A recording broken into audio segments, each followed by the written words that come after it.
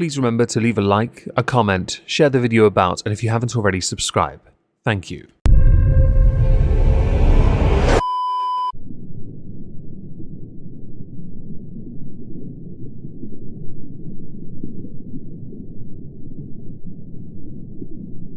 Well, isn't this just fantastic? Hello everyone, welcome back to another end of year video. This one is going to be a compilation for the end of Keffals. By that I mean any video I've done concerning Keffals is going to feature in this. Now this will tie into Tipster as well for the year 2024. The one thing that separates Tipster from Keffals though is Keffals has retired or claimed to retire. There's always a possibility Keffals will come back, it depends on what Keffals wants. But the card, hand, everything has been played, so really prosperity is not in the online space for Keffals.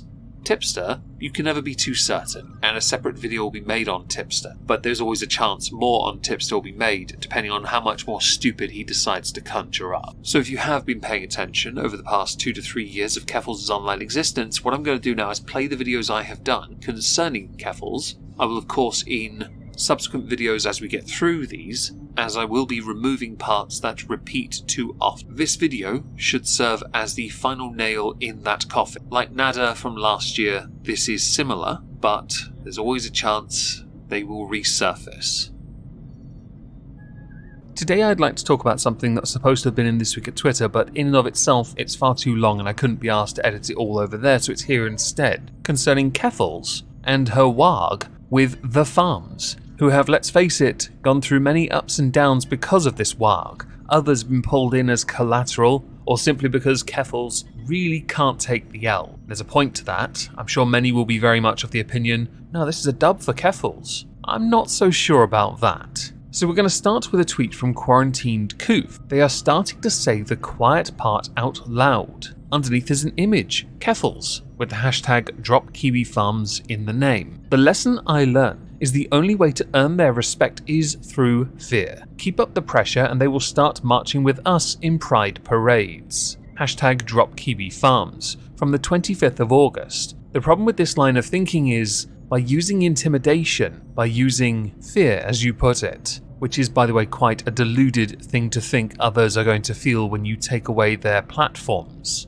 is that you are going to create another underground that you can't see, and by not being able to see it, they're going to make things even worse for you. Keffals was trending many times, still is in fact, along with Kiwi Farms and other variants of these names. One of the reasons for a trend included that Keffals had tweeted, Joshua Moon, the owner of the far-right stalking website Kiwi Farms, is freaking out and stating that the tide of public opinion is turning against me. Like and retweet if you support the campaign to remove Kiwi Farms from the internet. Underneath is a post from Kiwi Farms, which reads, the prognosis of the site is much better today than it was yesterday. Our services are coming back online again on their own and I've managed to schedule some calls with providers. In an effort to shut down what they call a harassment and stalking site, our opposition has put together a list of third parties vaguely affiliated with me. They have vowed to endlessly harass them and their customers until they are forced to discontinue service for us. They have tried to justify this behavior by claiming we do not respond to anything except fear. What I fear more than losing my site, being sued or dealing with police is living in a world where fat eunuchs can groom little boys into castrating themselves and nobody is allowed to say anything about it. The tide of public opinion is turning more against people like this every day, which was misquoted by Keffals in the original tweet. The reason many people have been going in on Keffals of late is because Keffals supports younger people being put on HRT, puberty blockers and so on, something which many people fundamentally disagree with. More so now because many more are seeing even more people who have transitioned at a very young age turn back or have themselves go through remarkably challenging and difficult lives because they went through something they were not ready for. Cecil McFly, yeah, but Ralph has bigger tits than Keffals, they are a perfect pair. A retweet of thoughts and opinions. Keffals has a bigger dick than you. Underneath that, an image from Ethan Ralph. Joshua Moon chased off YouTube. Lamau, it's just getting started, son. Ethan Ralph's blind hatred for the farms really does show just how petty-minded he is. Thoughts and opinions, not enough people are noticing that he has been chased off YouTube himself ages ago. His reputation is so embarrassing a charity wouldn't even take his donations. They're like, nah fam, nobody is sick enough for this. Good boy Alex. Not even I, Captain Tard of House Dribble and Downs, am stupid, dumb, retarded, thick as pig shit enough to go after Mr. Metka or Nick Recator, but not so dumb, so do that. Keffals and crew are really something, aren't they? Undoomed. What did I miss? Alex. Keffals directing their massive army of spurgs to go after Jim and Nick, calling Nick a person who likes to touch kids. Undoomed. So she's aiming to be both a proclaimed and biggest lolcow on the internet and get sued? Interesting. Underneath, Alex replied with some other stuff. This is not good, is it? Thoughts and opinions. Brigading and false DMCA strikes is also against TOS, you slur, underneath an image with Keffals tweets. Joshua Moon is live on YouTube right now and actively using transphobic slurs. Go report his account. At Team YouTube, at YouTube creators. Joshua Moon using this account called me and my followers transphobic slurs. Underneath. At Team YouTube, at YouTube creators. The unmoderated chat of Mad at the Internet is dead-naming me and calling me transphobic slurs and misgendering me, while the YouTuber is calling me transgender slurs. If you don't know what dead-naming is, it is the name of the person before they transitioned and legally changed their name to something else. Cecil McFly. Yeah, but it's okay when she does it. She's above TOS. Thoughts and opinions. Lol, he didn't even say that quote in the video. Underneath an image from Keffals. An almost 500,000 subscriber YouTuber, Recator Law, said on his stream live that I should be lined up against the wall and shot. Incredibly unnerving that people with large platforms can say things like this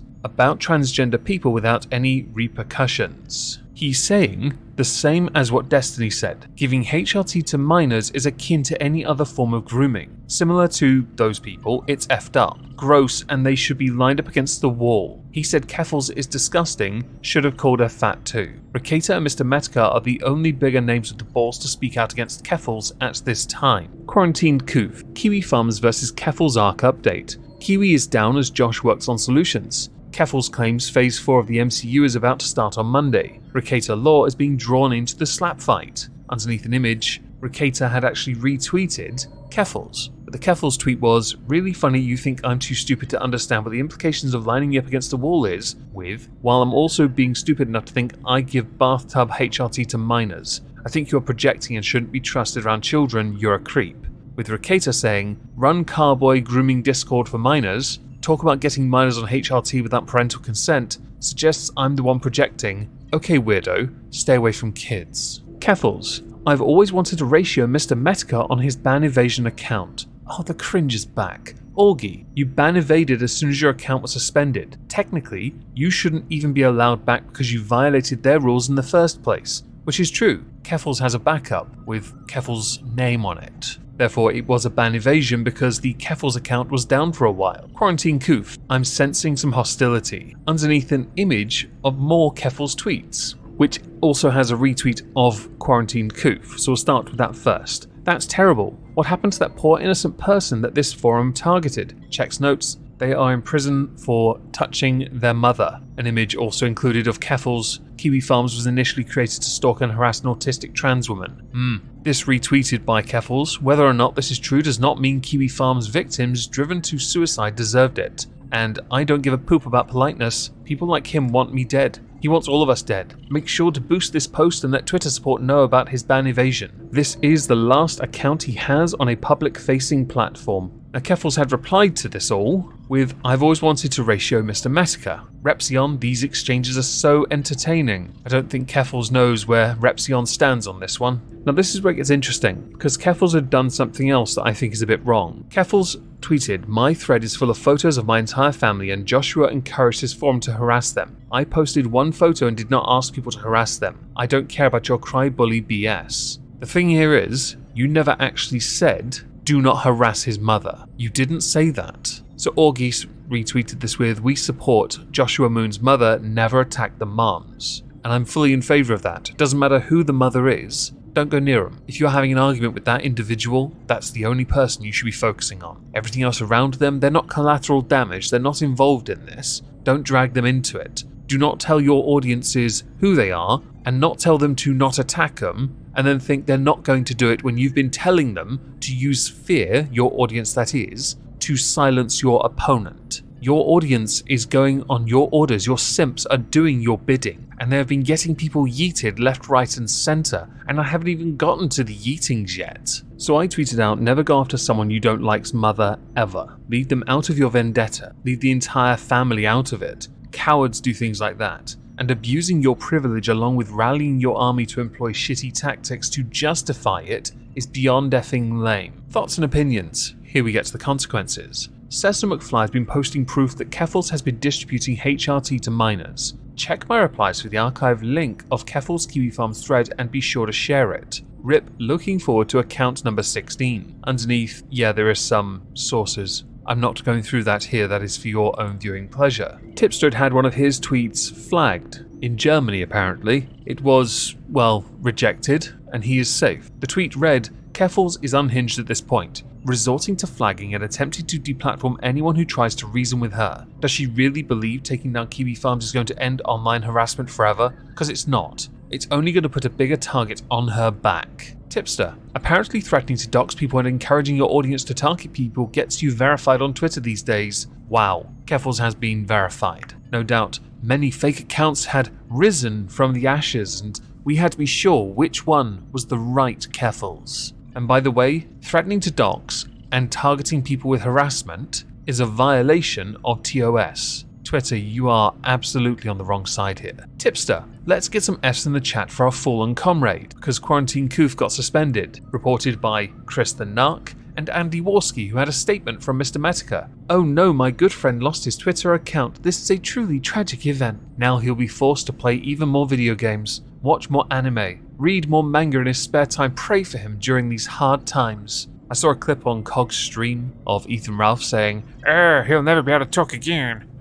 He's losing his power. As if that's what Metica cared about in the first place. But there's one last consequence. Well, that hasn't really worked. Many have gone to Cloudflare, harassed them in every way, shape or form to get them to drop Kiwi Farms. And they did, because of the potential risk for human life. Now, they never indicated whether or not it was the potential risk to human life they'd experienced or others' exterior. I'm inclined to believe it's the former. But for the sake of this, with the statement they even put out of blocking Kiwi Farms and escalating threats and legal process not the end and blah blah blah the article itself, there was one last thing. Kiwi Farms is still up because they changed and went to Russia. Good luck with this. This WAG is not as impressive as I thought it would be. Of course, I, like many, am very much intrigued to see how this continues to play out. Keffals no doubt will think of some minor victory as the biggest victory in all of victories. There is no keg of glory, bagels and muffins in all the lands for you, Keffals. It's all those carbs, you can't be having those, you get a muffin top. No.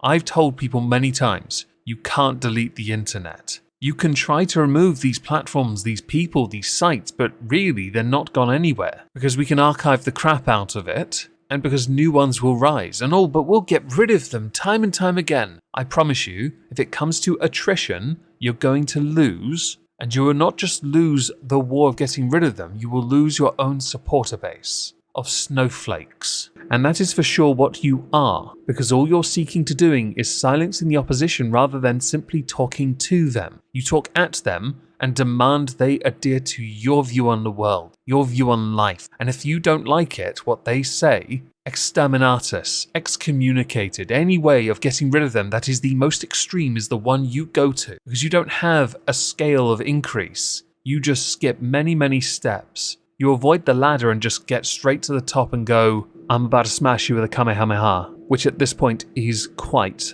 sad. And does, by definition, make you look unhinged. You may not like that, but that is how the optics game works, and you are not above it. So many creators think they are. So many streamers think they're better than it. You may have the backing of some powerful players, but I promise you, the numbers are going to be against you at some point, and you're not going to enjoy it. I don't agree with what has happened to your family, or anyone's family for that matter, and I know about the harassment of family members. It's unacceptable, 100%, but it does not justify you to do the same in response. You have to be above that. You also have to stop pushing the really bad that's getting you into trouble in the first place.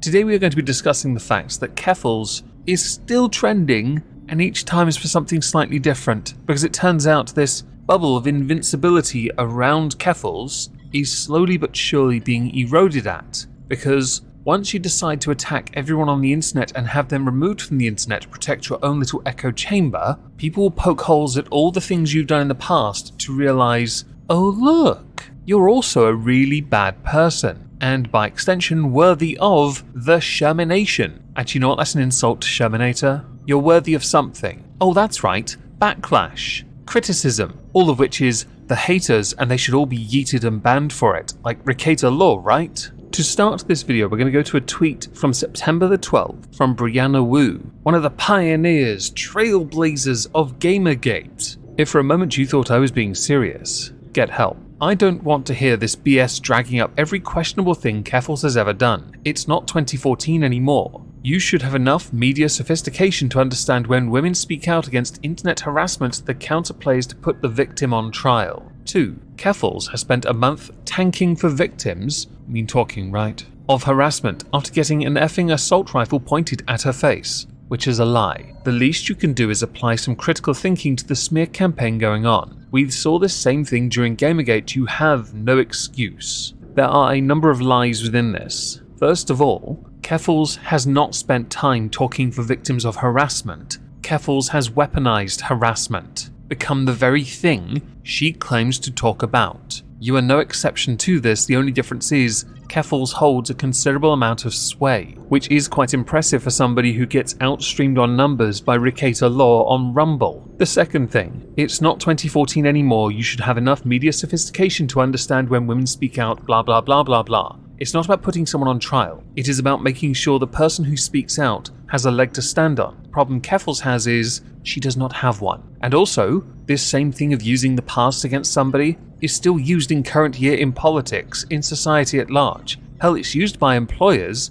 when they hire someone because they want to make sure they have the right history or the right personality, good references. Using the past is a great indicator of who you are now. And Keffals is a shitty person. So to the first instance of Keffals trending, the reason why is because Destiny had done a live stream. Over 3 hours long this stream was. In that stream he went over a manifesto, so I'm going to read some tweets related to it first. If you watched Destiny's stream today explaining the feud between him and Keffals and still end up on Keffals' side, you are delusional. It's clear Keffals has been falsely accusing Destiny of numerous things for months. Straight up facts backed up by video evidence. Transgender Leafy. I question her even a little bit and she gets pissed with me. Honestly, at this point I'm beginning to see what everyone has told me over the last few months. Underneath, an interaction between Keffals and Jalen, where Keffals says, "It's fine, I'm just disappointed I guess. I was willing to look past all the weird edgy stuff you did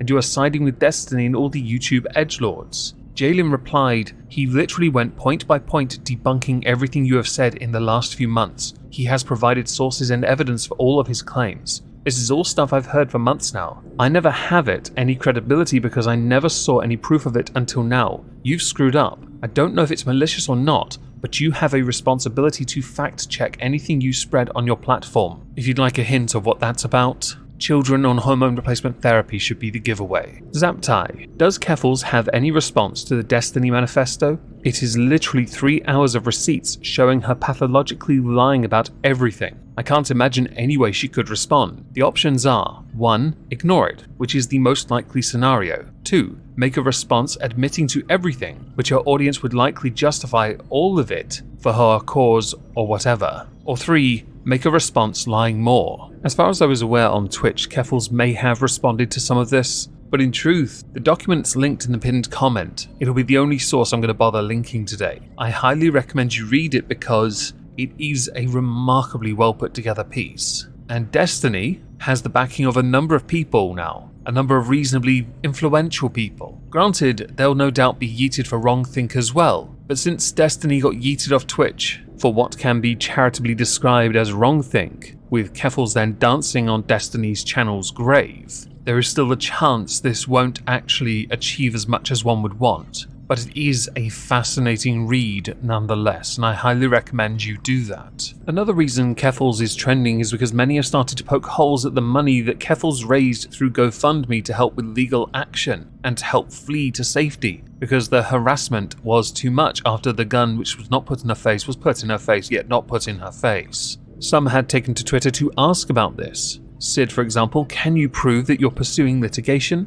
I have no intentions of knowing what it is or what you're pursuing. Can you give us some proof that you're actually pursuing legal action? I will delete each tweet. With Keffals simply replying, can you prove this tweet didn't ratio you? Sid retweeted that with, can you show one piece of evidence that you paid for a lawyer with the money donated towards your legal fund? With Keffals again replying, emoji of sorts, gif, meme, screaming neckbeard, I'm sure I don't care. Many people have been poking holes at this because Keffals announced that Keffals was going to VidCon, or to a con event, I don't care which. And that rubbed many people up the wrong way, because you've only just raised all this money to go hide somewhere. But it's okay everyone, I'm allowed to do that because I'm Keffals. Laura Hobbs. So basically, Keffals lied about everything. Corporate internet media Goliaths who supported her used her as and while they say use your imagination, token is the word. And rainbow capitalism is still a fascistic scam shocker. Laura Hobbs had also tweeted out, I think it's pretty messed up that Keffals doxed Josh's mother. I had my parents doxed, and that stuff was angering. But I wouldn't dox that person's parents. User, whereas my mind shares a username with a Reddit user. Above that, Marquis Despacito. There are people incessantly arguing about Keffals on here instead of being happy and doing fun things. Tell me you've never used Twitter without telling me you're a boomer to Twitter. Because of what has happened courtesy of that GoFundMe, where the money went, what Keffals is doing now when they're supposed to be in hiding, people have started tweeting out, a little grifter book. Everyone I don't like is Kiwi Farms, an emotionally stunted narcissist's guide to life ruination, which is arguably one of my favourite books and I can't wait for the hardback. If only we can get Keffals to sign every single version of it. No lie, I'd buy it for the lols. Someone I have a considerable amount of respect for, who I have disagreed with in the past, is Claudia Brown, aka the artist formerly known as the Ranting Feminist. Tweeted out, I was on Keffals' side, a bit at first, when she was raising money for the lawsuit. But it has been some time and now she's just dodging any talk of the lawsuit and hasn't seemed to explain why she's not going ahead with it. Given that it is why she raised the money, I think people are entitled to an explanation as to where the money went. To get away from doxing, it also doesn't logically follow that you have to go to Europe either. You could go anywhere locally or in your country. I wasn't going to be super critical at the time, but her story does not add up. I'm also pretty shocked with the statements like this. She claims she never raised money to sue the police. But I remember the GoFundMe and everything said about it at the time. It was 100% about suing the police. Now she is backtracking. Accompanying the third tweet is a video. I said that this money was for suing the police, which I never did. If you read the full thing, I keep raising it. The reason that I did that in the first place was because I wanted it to be $100,000 from the beginning. But I didn't know if I would get that money. So when it kept coming in, I just kept raising the cap until I got there. I said I started the GoFundMe after being victimized by London Police Service. I talk about the damages I've received and how my life has been disrupted as that of my fiance. I never said that I was going to sue the police. I wanted to be very careful with the language that I used. Now, with people questioning this, Keffals did actually reply to somebody else by saying none of the people who donated have expressed reservation, only weird Twitter people. You're being creepy and obsessive over stuff and expecting things of me that are not reasonable. With Leila replying, I donated and I would like to know what happened with the money. And this isn't an I hate Keffals way, she's someone I've looked up to until recently and I wanted the money to go to a good cause for the sake of other queer people. And hell, if she used some of it for a little vacation I don't mind that, but it is getting ridiculous. Miva, I donated and I would like to see how my money is being used. Could you please post any evidence at all so I don't have to wait 2 more months to see if I should refund? Jessica, come on, be better than this. What the hell? Serial experiments. I feel like this isn't an unreasonable ask. If there's some reason it is unreasonable and it could put you at risk or something, then just make it a statement. I feel like some people just want some sort of reassurance that their money's being put towards a good cause. Indecisive. No, I donated, and I'm concerned, because you took a world tour around Europe when you were asking for money. Where is the money going? We just want to know it's being used for its intended purpose. Wrecked by Ben. I donated without a second thought. I don't want anything back, but why are you so weird about it? And Nicolaj. Lamau, I didn't even get involved in the current drama, because they, like all of us, are blocked by Snowflake Keffals. the snowflakiest of snowflakes of Goblin City. Now this is the part where we go back to the beginning and reintroduce Brianna Wu, who had, because of her own interactions with Keffals, gotten Keffals trending again. 1. This is the blowhard going after Keffals with a bunch of Gamergate nonsense. We've seen this movie before. A bunch of incels get together and Reddit detective their way through a woman's life, misconstruing facts to fit a narrative, literally putting the victim on trial. Underneath is some nonsensical little skit thing with Destiny's face on. How on earth is he an incel? Have you seen his wife? 2. Want to know how I know it's all BS? Because he's trying to drag me into it. Literally copying and pasting Gamergate attacks from years ago. Well, I do know a thing or two about my own life, and I know what they're saying about me is functionally a lie. 3. I'm truly sorry Keffals is having to deal with a jackass who's been warped by lonely men on the internet praising every bad thought he's had. He's turned into something truly terrible and cannot see it. Oh well, his YouTube channel is going to get banned any day now. With some responses to that being, holy hell, is your involvement dishonest, and acting like a well-sourced piece of public criticism about your favourite little darling is some evil unfair action is outright pathetic. And, yeah, Destiny's an incel now, right? I take back ever calling you good faith. You chalk up an entire expose backed up by hundreds of factual claims as just an attempt to harass Keffals, and then show an out-of-context clip. You're literally a rat journalist and a complete hack. The final part of all this that we need to address concerns Keffals weaponizing her audience to try and get Nick Recator disbarred. Yeah, not even a joke. Because they've had to give up their own personal full legal names and information, her fans that is, being the brainlets that they are, knowing that by doing so, all that information is in turn passed over to Nick Recator because that's what the law says. Remember, he has a right to defend himself from any and all accusations. The funny thing really is, Keffals is really latching onto this one thing of lining up against a wall and having, unaliveness inflicted upon you, which, as many have pointed out, is a lie. An absolute lie. So PSA Sitch has put out a Twitter thread. Seems like Nick Recator was mass flagged on YouTube, maybe by Keffals' audience, because he was going to put on his site, not YouTube, the public record bar complaints against him made by Keffals' audience trying to get him disbarred that have the complainer's address on them. It's completely insane that YouTube allows someone to use their platform to try and get someone fired or disbarred and gets no punishment. But talking about posting public documents on your website gets you kicked off. There is a clip, I can't play it, or I'll get kicked off. Important correction, it seems like the bar complaints in that state are not public record, though I personally don't have a problem with Nick naming the people trying to wrongly get him disbarred. To be clear, just because they're not public record does not mean under the law Nick isn't allowed to discuss anything in the complaints.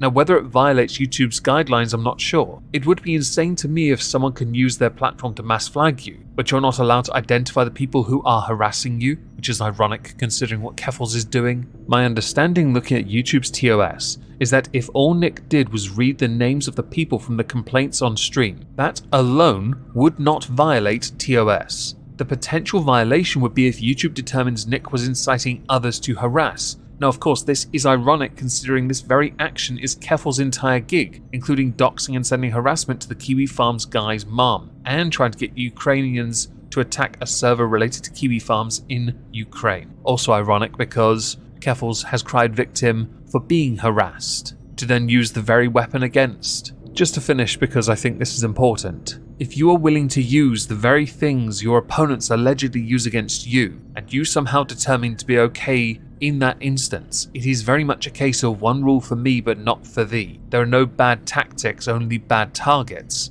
according to you. But in your case, you don't think anyone's a bad target and all the tactics are on the table, unless you're on the receiving end of them. It is not harassment to question you. You are not an absolute authority on anything. I can promise you that.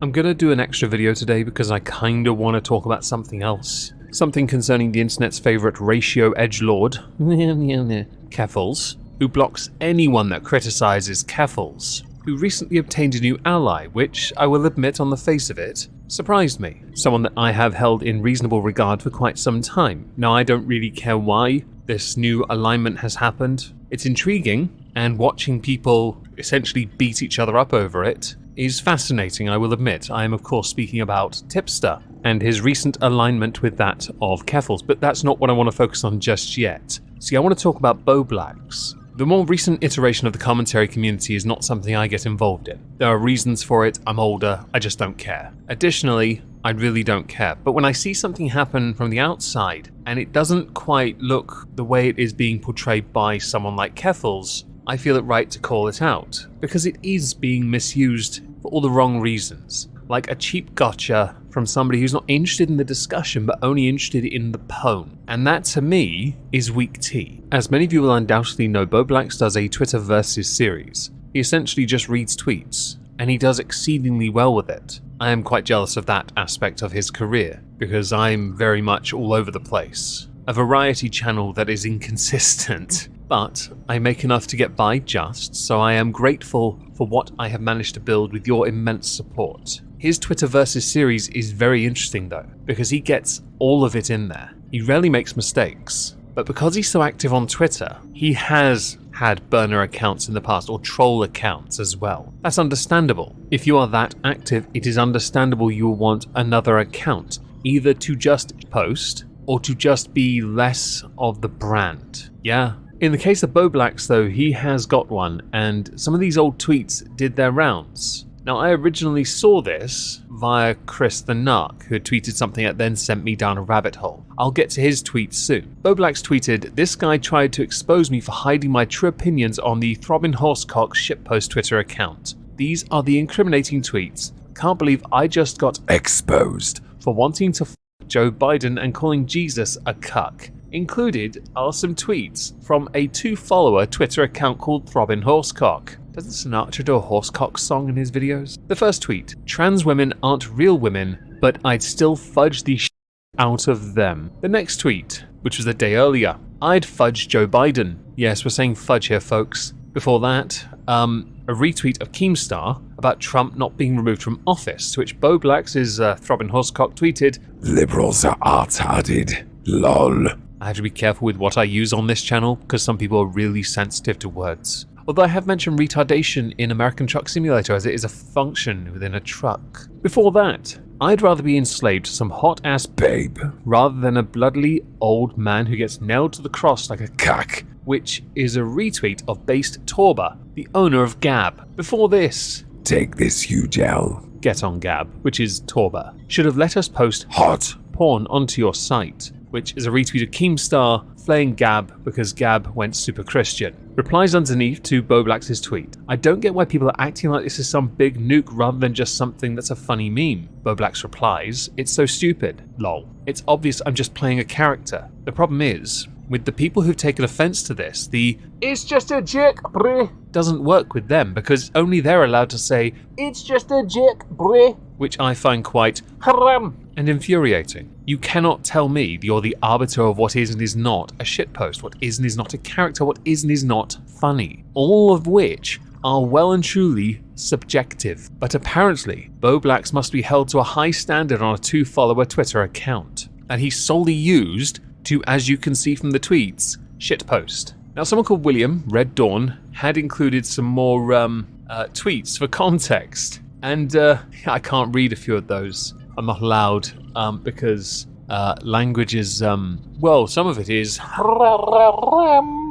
and that's not allowed on YouTube. Nick Diorio: "BoBlax made a joke on a 2-follower account named Throbbing Horsecock 4 years ago, and we are supposed to be outraged. You were a lying degenerate meth addict 4 months ago, and we are supposed to say you've changed. Make it make sense." Now, included is an image from someone I'm blocked by Keffals. BoBlax just leaked his secret alt account on stream, and holy shit, what a cowardly piece of shit. Right, Throbbing Horsecock, right? Okay. The first image is, "I hang out with a lot of people, but if you're talking about Augie, Nick, Tom, etc., everything they say about you publicly is the same behind the scenes. They think you're a horrible person, but they never target you for being trans. It's usually for pro-deplatforming. Just searched your name in my group chat with them. Tons of meth and coke jokes as well. If you want to accuse people of being transphobic, maybe have some proof instead of just saying they're transphobic because they dislike you and you happen to be trans." The second one, I think, is the women tweet from the first, as in, "Trans women aren't real women, but I'd still the out of them." Yeah, that one. I'm pretty sure that's the one. Yeah. And underneath, Nick Diorio tweeted another image with Tipster, where Nick Diorio tweets, "I can't wait till this is you, Tipster. You won't have friends to defend you the day that happens." Image. I'm starting to see a pattern. Included is Leafy and then Throbbing Horsecock. Yeah, okay, false equivalence. Interesting, how cute. Keffals, context, the second account is secret alt account belonging to @Boblax. @Boblax. So you wanted to tag him, but you chickened out. Interesting. Alright, right, well let's continue on, because Boblax wanted to clart back, and he clarted back with a lot of screenshots of stuff. Boblax. Keffals sending me random unsolicited DMs about me blowing out backs and sending clips of her tits jiggling. That's a joke. But when I make jokes on a parody account called Throbbing Horsecock, that's sexual harassment. The images. Keffals. 1. You didn't answer the question if calling trans women men is transphobic. 2. Your friend Josh is currently being a massive creep and using a burner account to sexually harass me. If you don't see how that's wrong, I would describe you like I described bigots in that clip. It was a retweet of Willie Mack who said, I think most trans people would agree there's a difference between a trans woman and a biological woman. Josh was also just making a silly joke. I'm sure you said lots of things you don't actually believe. Surely you don't actually hate people with mental disabilities. Included in Keffals' tweet are 4 images. Not that I can access them. The first one, mine's bigger, so Throbbing Horsecock retweeting Keffals. Women always ask weird ass questions. We effing or no? The second, retweeting Tipster's early tweet with, back off Keffals' tubby. She needs a real 9-incher right now. I can't read the third one because it's missing, right? The fourth one though, damn Keffals is thick. She's one of those real ones for sure. Oh dear. The trolling game's pretty good, I'll give you that. The second image. Keffals DMs. Josh, I love Sonic, please respond. That's epic af. Josh, do you like this meme? Included, jiggle boobies. In the clip, I was making fun of how people gave the rogue, I assume that means rogue, not rouge, the bat jiggle physics in SA2. Response. Lol. Okay. I feel the same way about my content, but with trans people. A lot of teenagers message me saying I gave them the courage to come out to their parents. It's a really good feeling. Reply. I'm really happy that young trans people feel more confident because of your presence online. Every type of person needs someone else to be inspired by to help push and improve their self-confidence. You spelt there incorrectly. It just so happens that people who can do that are lacking in more niche communities like trans and autistic, so I'm glad you can provide that for people. Reply. They call him Boblax because he bows out your blacks. That's clever. I've been thinking of this one for weeks. I don't know how to make it funnier. Please help me. Reply. I have no idea how to make it funnier. I'm not really the best at crafting good jokes. My brand of comedy is just saying random shit that pops into my head and hoping people laugh. Reply. A month later-ish, well, half. Hi. Now the next DM image isn't Keffals and Boblax. Additionally, the second and third images, when you scroll through them, are actually the other way round. Just thought I would mention it because of the dates on them. This one is reference to what is and is not funny to mock. Just the thing, literally anything can be a joke. If you have the right sense of humor, the right thing will appeal to you. By the way, there's no such thing as a wrong sense of humor, because again, it is subjective to you. It is entirely your comedy. The second tweet that Boblax put out has 4 more images. His tweet reads, you can see we talked about trans stuff in DMs before. She knows I'm an ally. Last month she made jokes about me and my friends being transphobic. Tipster assured me in DMs that it was just a troll, but now she's spreading misinformation about me being transphobic because of an old 2019 tweet on a parody Twitter I rarely used. So I was right, it was Tipster. Okay. It's nice to know there's a go-between. Yeah? Okay. That doesn't sound like someone being used at all, does it now? The first image we've already read. The second image is this Twitter exchange. I know you're joking in this reply, but honestly I don't agree with your take at all. For some reason people don't get any major backlash for being openly transphobic. Because of that, if someone is actually transphobic, they will just be open about it, not printed to be an ally. Never heard that word before. Keffals replies, I'm not talking about the people you hang out with, who probably call me troonshine, chugging tranny in private. I'm talking about soy progressives who must appear as woke as possible at all times or lose their clout. Replies. I hang out with a lot of people, but you're talking about Augie and then yeah, this is the thing we saw earlier. Yeah. Keffals replies, I never accused anyone of transphobia, nor did I mention any of those people you were tweeting about. There are some serious allegations and I'd rather like to see proof that I was talking about some people I don't know named August, Tim and Nikki before you make false allegations. Okay? Reply. You said people you hang out with who probably call me troonshine chugging tranny in private. I don't even know who August, Tim and Nikki are. Keffals. I don't know either. We need to get to the bottom of this mystery because they seem like they are real troublemakers. I'm sensing jokes here, folks, which then explains this DM that I couldn't work out earlier, and I'm pretty sure that is Tipster. I have DMs with him. I miss the good old days, Tipster. We used to have fun. Within this little Twitter thread of Josh's, he also said, if I actually wanted to F Keffals, I would have responded to her DMs thirsting for me. That's fair. Especially if you really want to make a statement, you'd lay the smack down on Andrew Torber's candy ass. Chris the Narc, and this is where I come in because being blocked by Keffals, I didn't see the tweet that she sent to Narc until I'd archived it. So Keffals accuses Boblax of sexual harassment due to posting jokes about her, accusing him of being a coward and anti-trans over a joke he made that was posted in 2019 on a 2-follower account, then deletes everything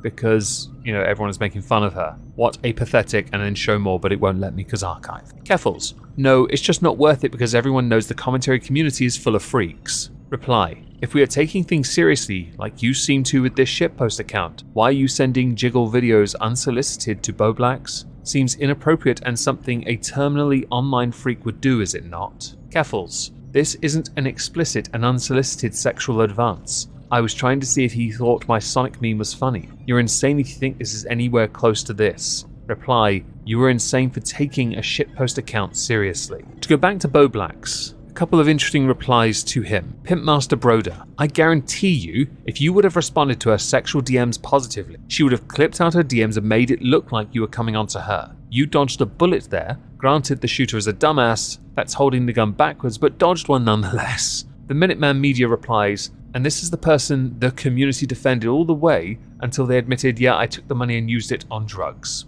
Maggot Edits had tweeted out a short clip with Tipster and I believe Boblax in a video stream debate conversation, yeah? Okay. It's not sexual harassment. OMFG, I'm going to bed, I cannot. I will be clipping this tomorrow. SMH. Here's the clip now. What the fuck did that account say? You can understand how those tweets would be kind of sexually harassing in nature, right? Because that's what she got upset about. They're jokes, and it's not right, real. But she knows I don't want to fuck her. It doesn't mean she has to be How does comfortable that with it. hurt like, her if she knows that it's You can joke not about real. whatever you want, but it doesn't mean she has to be comfortable with it. Like, you understand that, And right? I'm not comfortable with her fucking sending her jiggling tits in my DMs, but I wasn't freaking out calling her fucking autistic chaser, even though she speaks about wanting to fuck autistics all the time. So again, talk to her about that. While it can be argued that both situations aren't necessarily comparable and therefore it can be considered a false equivalence, the dismissive nature and blind willingness to bat for somebody else, lacking critical thought and skepticism when it is appropriate, is not a good look for any creator. In this, it was a joke. You can see it's a joke because everyone was getting a pasting, especially Gab, but they deserved it, let's face it. By the way, this is one of 2 reasons that Tipster is trending the other concerned lolicon situation, and I honestly, I don't care for that crap in the slightest, and I'm not playing a relevant clip, but I'll link a Nick Diorio tweet down below. I know that in the past I have sometimes said that some things aren't necessarily funny to me. That's where comedy is subjective. When people make mistakes, they own up to it. In this instance, it was a straight up, I'm gonna troll you and you're gonna take it hard moment. And you knew it was because the follow-up tweets from the Throbbing Horsecock Twitter were solely done to antagonize because a reaction was obtained and it was funnier to rail them for it. Just to see how reactive, unnecessarily so, Keffals would be. I know Keffals is an absolute lolcow joke at this point. I really get it. A hypocrite. A scamming, grifting hypocrite. But right now, Keffals has an ally in somebody I once respected. I might still respect. I don't know if this is a joke from Tipster. I don't know what the hell's going on with you right now, mate, but this isn't a good look for you. It really isn't. I've seen some of the other fallout concerning friends of mine as well. Friends of yours at one point. But whatever the reason you have decided to change, that's yours and yours alone. I will still respect you from distance as I always have done. Keffals, though, I have no respect for. Keffals is a coward that hides behind a block and has since blocked Boblax, by the way. Only got big off of ratioing conservatives, and then once got to the top, conned people, and then tried to deplatform anyone that disagreed with Keffals, including Kiwi Farms. And I don't support that. Even if that site is filled with black pill boomers, it doesn't matter to me. They have a right to a platform as much as anyone else.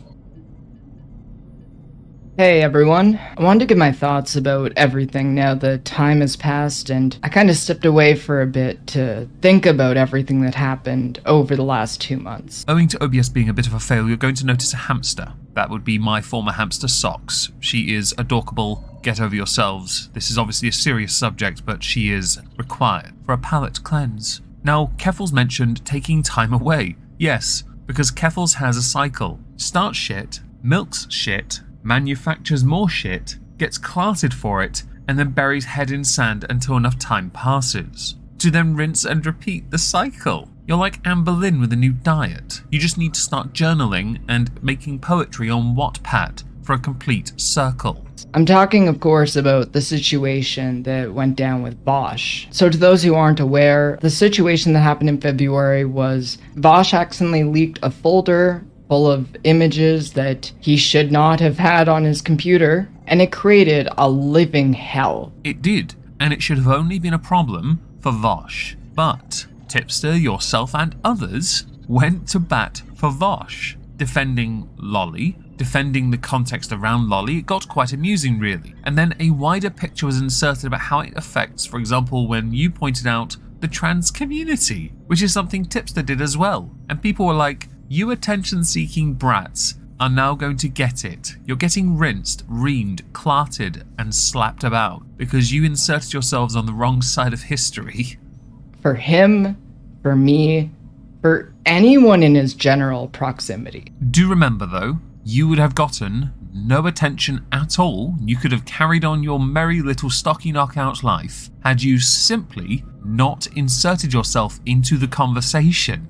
I'm putting this video out to just give my thoughts. There's no script. I'm just talking from the heart here about how I feel about Vosh and how I feel about everything now that all of this is played out. Yes, adorable, you don't have a scriptwriter for a video on a channel where you barely make any content in the first place. Shocker. You say played out. You are quite right. It has, for the most part, dried up as a subject. But that's because Vosh has stopped addressing it. It's because there's not much more that can be said about it. Vosh is still losing subs, but Vosh is still getting phenomenal views. Vosh knows this will eventually stop. He did in 1 month though lose 18,000. So Vosh knows he has to play it smart to keep the audience at the very least. As far as the Keffals YouTube channel goes, you're just losing subs but getting views. I guess the only consolation is you might make a little bit of money out of it.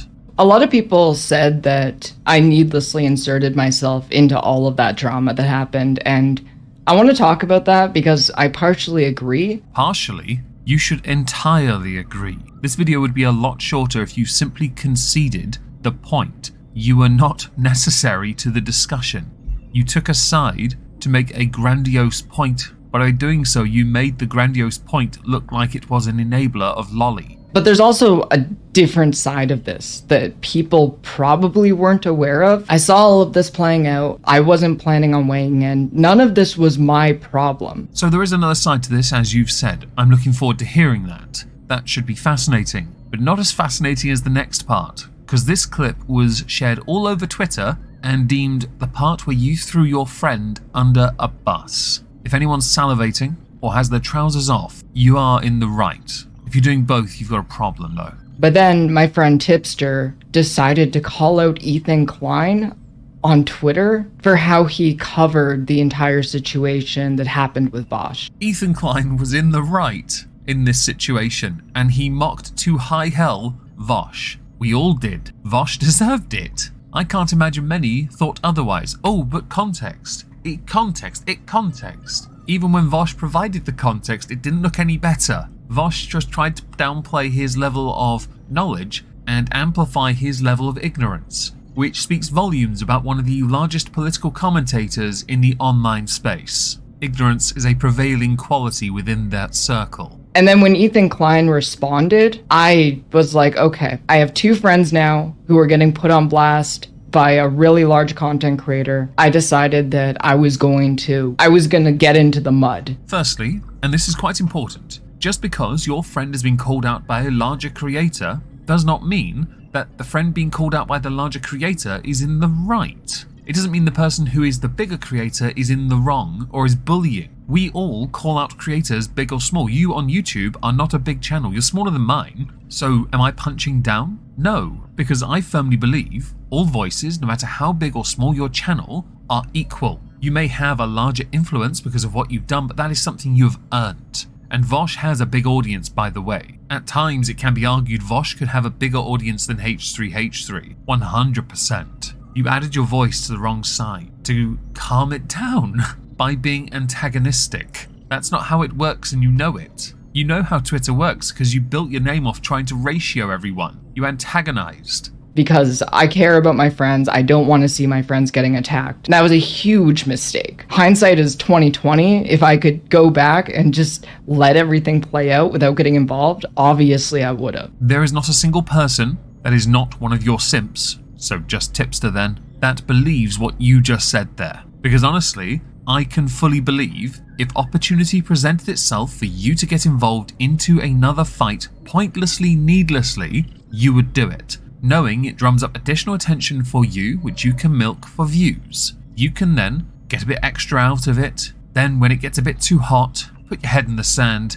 and ignore it for a while. Then come back and go, right, who are we going to ruck with next? And I don't want to beat myself up that much because I think that my instinct to want to protect my friends when I see them getting attacked is a good one. Are we sure about that? Because you went to bat and have immediately thrown your friend under the bus as the reason why you even got involved in the first place. I don't think you're as smart as you think you are. Like, it shows that I really care about people. Caring about people and wanting to protect people, sometimes that's not always the greatest idea. In the online space, you'll find apathy is a prevailing quality in favor of what you believe you have, and that is humanity, which I think you'll find there is yet again not a single person beyond your simp tipster believes that you possess an iota of. And this entire situation has kind of made me reevaluate how I even feel about Vosh in the first place. To be completely honest, I don't really like him as much as I used to. Also, it only took you a month to come to your senses and disavow. Optics-wise, that could be argued to be the reasonable position,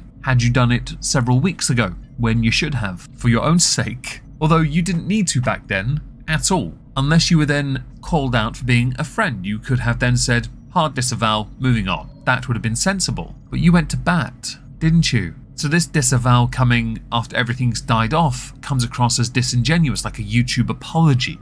I actually feel hurt and let down by him. I wonder if that was motivated by a Discord message we're going to see in the very near future. The mistake that Vosh made, it was such an avoidable mistake. This is me being as charitable as possible, believing him when he said that he downloaded Lolly by mistake. You are quite right that it was entirely avoidable if Vosh wasn't into Lolly. It's where you have pointed at it charitably, as you yourself reference it. You are correct if you're being charitable. Unfortunately, Vosh undoes it himself with his own claims of ignorance being the validity to his reasoning. Even if that was 100% true, he could have avoided this. He didn't need to download porn on his work computer. That's just bizarre. And he put so many people whose livelihoods actually depend on him, in the crosshairs. So in this, you are actually correct. Vosh did put, if he has any employees, in the direct line of fire. Researchers, aides, ball coddlers, the usual, the standard stuff in this field. Additionally, you are correct, it shouldn't be on a work computer. Although, we're now glad it was on the work computer and visible because now we know what he really is. You learn something about somebody with these slips. I don't personally understand the point of saving crap like that into folders on computers. I really don't. But I'm sure someone's going to be in my comments saying, "You're lying, Meg." Thank you for being that person. I appreciate you and your right to freely speak and be incorrect at the same time. Because of how reckless he is. I feel like in the context of this entire conversation, that is a somewhat ironic statement to make. And this entire situation just really soured me to even wanting to be part of his community, to be quite honest. It's fascinating to me that that's what it took for you to realize that perhaps this was the wrong way to go about it. Although it could equally be possible you've only realised once the negativity started to wear off and you came to your senses, or you realised that the negativity was no longer benefiting you. All that hindsight, never enough foresight. Because if he cared as much as he claimed, he would have taken more precaution with his actions to not have a situation like this blow up. You're right. This could have all been avoided had Vosh not been into Lolicon, had Vosh not taken his work computer and decided to store it because generic folder where he stores random stuff to be organised, and because he loves that thick dick, which he himself has been quite open about. We responded to that last month. And for people who were his friends and for people who wanted to defend him through this, they just got mercilessly dragged. Well, he stayed silent about the whole thing. And now he's moving on, and people are still giving me hate, not for my own actions, but for his. So for the sake of it, I do not agree in guilt by association. I really don't. It's a rule I generally hold. However, you inserted yourself into this. Doesn't matter how you were inspired to do so, though you did allude to Tipster, something which Tipster took full responsibility for, because Tipster's a simp, and you're clearly his dom. You still get criticism. Hate, sure, call it whatever you like. Criticism is what I'm going to reference it as such, because that's what a lot of it is anyway. You're getting more of it as time passes because you are repeatedly picking the wrong side to fight for, because more and more people are digging into who you are, and because Kiwi Farms was right about you. They're redirecting the hate onto me. Well, he's in his fortress and hasn't even tweeted on his Twitter since like February 18th. All of the lies and misinformation about me that started on Kiwi Farms, that culminated in the entirety of the events of 2022, got brought back to life as a result of this situation. Yes, because it turns out you're a crappy individual that embezzled £100,000. Or was it dollars? You know, it doesn't really matter what the currency denomination is. You use some of it to fund a rather interesting lifestyle. You are a fraud, a hack, a grifter. You leech off of negativity for what you need to get by, and then you put your head in the sand when the spotlight is on yourself. In the context of what Vosh is doing exactly what everyone expects. Keep his head calm and to carry on, even though he is in the wrong and he knows it. But the internet will, certainly his audience will, give him that chance. You have had multiple chances and you're not really a YouTuber. Additionally, people are going to drag the past up because that's what happens. It points to a pattern of behavior on your part to reduce your impact as an authority on a discussion, one that is getting weaker by the day the more you speak as if you are an authority on something. Because I wanted to defend my friend. I don't think if the roles were reversed, he would do the same for me. Firstly, and this is quite important, if your friend is in the wrong, you shouldn't just blindly defend your friend. Second, no one cares if the roles are reversed whether Vosh would defend you. It is a deflection from the core issue itself, that deflection being to make you the center of attention. And surely by now you would have noticed, Vosh hasn't done much in the way of defending you at all, really. So it's not a case of if the roles are reversed, although there are a number of discussions concerning a certain type of role reversal in Discord. I reached out to him because I wanted to talk to him, and he sent me an apology. I asked if I could call him, and he said, I'll be honest, I'm a little socially burnt out at the moment, so it might be a little bit before I'm willing to call. I do want to say, though, how much I appreciate you speaking positively of me, and how sorry I am that this was all turned around on you. I hope you know my decision to stay quiet was not at all a product of my indifference to your suffering. I just knew defending you would probably make things significantly worse for both of us, which is why I went quiet for a while, as I did. So there are a number of ways that message can be interpreted. We're not going to try and pose and theorize too negatively on it. For the sake of it, we'll say Vosh is being very professional in how he responds to Keffals, who undoubtedly would just want clarification and totally not pull him onto a live stream to discuss this publicly for clicks and subs. Him not being in my corner through all of this didn't make it any worse for him, but it has hurt a lot going through all of this alone. What on earth do you mean by alone? You had your greatest champion stand up for you, the Emperor's champion as it were, in the form of, well, Tipster, the verbal stud muffin that he is. No doubt went to bat for you at every available opportunity and totally didn't make things worse in the process. You were never alone. You just didn't have one of those big creators batting for you. Vosh did take his sweet-ass time to respond to all of this, and when he did, it was a massive letdown. There could have been a tiny little bit of information in there, perhaps thanking those that defended him. Perhaps that could have been a better way to handle it, producing the content sooner after all. But the fact remains, his dogshit response didn't change anything, did it? And the criticisms levied at you were entirely because you're a narcissist who desperately wanted to be the center of attention under the guise of, I'm a friend.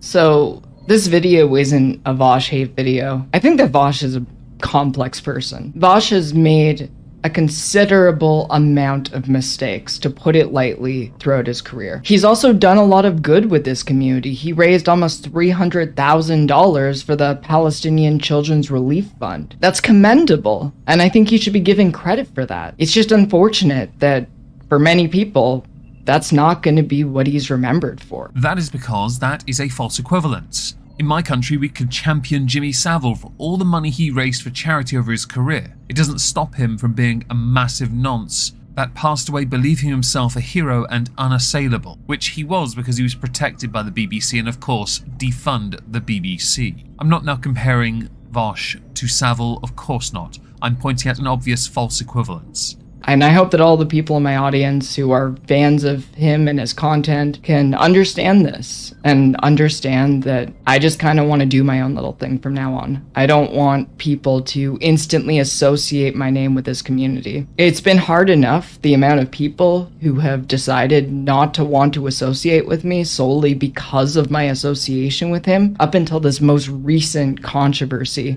which has made my life a living hell. There's a lot to unpack in that. There really is. If people choose not to associate with you because of your association to Vosh because you didn't disavow Vosh, that seems pretty reasonable. If that's made your life a living hell, which again seems like you again making yourself the center of attention, I think you're forgetting 2022. I thought that made your life a living hell. Can't imagine why though. If anyone's worked out what the sniffing's about, congratulations. Quite literally in the week before all of that happened, I was just saying, okay, I'm going to wind down my content and I'm going to try to focus on doing more story-based content, specifically in the horror genre, and I still plan to work on that. But I've just been kind of festering on these thoughts without even having an outlet to really express them. I wonder how long till the horror community itself starts to ratio you on Twitter by using the very thing you rose to fame with against you. Jokes aside, perhaps it would be best you moved into a different community and developed into a different type of person and content creator. This is me being nice for a moment, you're all welcome. Because I of course want everyone to prosper as a creator, a streamer. Of course. Lazy content, no. But if you can be creative, imaginative, go nuts. You though, I can't imagine you would be able to stay away from the drama because you're a bit like a moth and a flame. You're just drawn to it and you keep on burning your wings. And that's honestly why I'm putting this out here. Well, you didn't do it for very long, because it's not on your channel anymore. You made it private, but it's okay, somebody got it and I obviously have it myself. Saved in my own personal vault of folder to be sorted spank bank response videos, because I'm a classy bitch and the internet is forever. Because I feel like I just got punished for trying to be a good friend to someone. I feel hurt. I feel hurt. I don't want to defend this guy anymore. I wish him all the best, and I want everyone who's watching this, who's part of his community, to know that I don't hate him. I don't dislike any of you if you are part of his community or if you want to watch his content. I just don't want people to say the word Keffals and immediately associate it in their heads with Vosh anymore. I might be able to help you here, Keffals. I don't think many immediately jump to associating you with Vosh. No, they associate it with a certain Discord server, they associate it with Kiwi Farms, they associate it with a GoFundMe, they associate it with Sherbet, they associate it with a number of things. The definition of what it means to be incorrect, and of course your alliance with your most glorious of warriors, Tipster. He's a unique kind of warrior. He is of the keyboard variety, and he's quit anime, everyone. I feel like there's going to be a lot of Vosh fans who are going to watch this and start talking about Vosh derangement syndrome, but it's like, he's not above criticism. He's hurt a lot of people. Vosh derangement syndrome. I feel like we can apply that to many creators who have followers who are so blinded by the glory and the halo that is the creator they follow,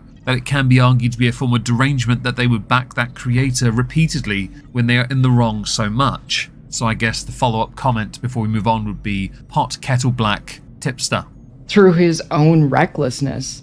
I've talked to countless people who are part of his community who have been hurt by this. There have been ramifications for the people who work with him. Do you think there'll be as many ramifications for yourself making this video and then privating it so quickly after uploading it because of what you've called Vosh derangement syndrome perhaps, or because you realized the commentary community was going to notice that video and go, yo, Keffals has done a madness and we need to laugh about it? For the people who are part of his community, some of them don't even feel comfortable saying they're a Vosh fan when they're meeting new people. I'll be honest, telling anyone you're a fan of a YouTuber isn't some flex. So I don't think this point resonates as much as you might think it does. It's a really shitty situation to be in, and it's a situation that he created through his own recklessness. In the context of the Vosh situation, yes, Vosh is his own instrument of self-destruction. In the context of your involvement in it, you are too, because you just couldn't help yourself. There is an impulsive behavioral trait you are known for, and that impulsive behavioral trait has brought you where you are. And I honestly thought better of him because he never seemed like a person who would make a fuck up this big. But we're here now. All of this happened, and I just don't know if I can feel the same way about him anymore. How soon after this video's upload do you think Vosh contacted Keffals to clear the air and then this video became redundant because of it? Or how much blowback do you think Keffals got to then pull the video and make it private anyway? One does wonder, don't they? As a result of what he did and of me wanting to be there to defend a friend when they were going through the ringer, I have faced so many ramifications for it, and I'm going to be facing more in the future. I'll give credit where credit's due. Vosh was smart to go quiet in the face of this controversy, which could have been a hell of a lot worse for him if he decided to post through it. So if it was smart for Vosh to keep his mouth shut, what was it when you opened yours? Because you did live streams, you were tweeting left, right and center, not that I saw them directly, I am after all a lowly oik and therefore blocked. You made videos on it. You were very, active, yeah? So what is it when you don't fall silent to play a different game for a change? But unfortunately, this is just never gonna go away. For the rest of Vosh's career, this is going to be a cycle where it's going to continuously come back up over and over again. This is true.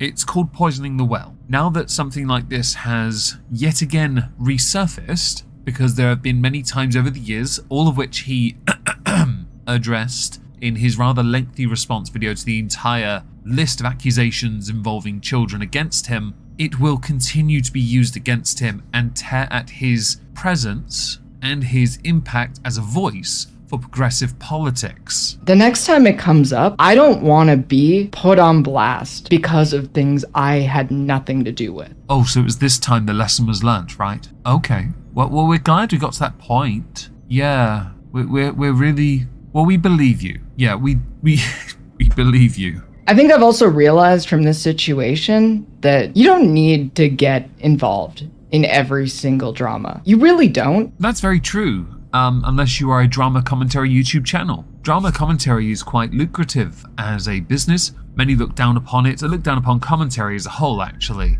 And there's nothing wrong with looking down at it. I personally don't. I think there are many different types. And adding a voice to any discussion, I think, is always going to appeal to somebody.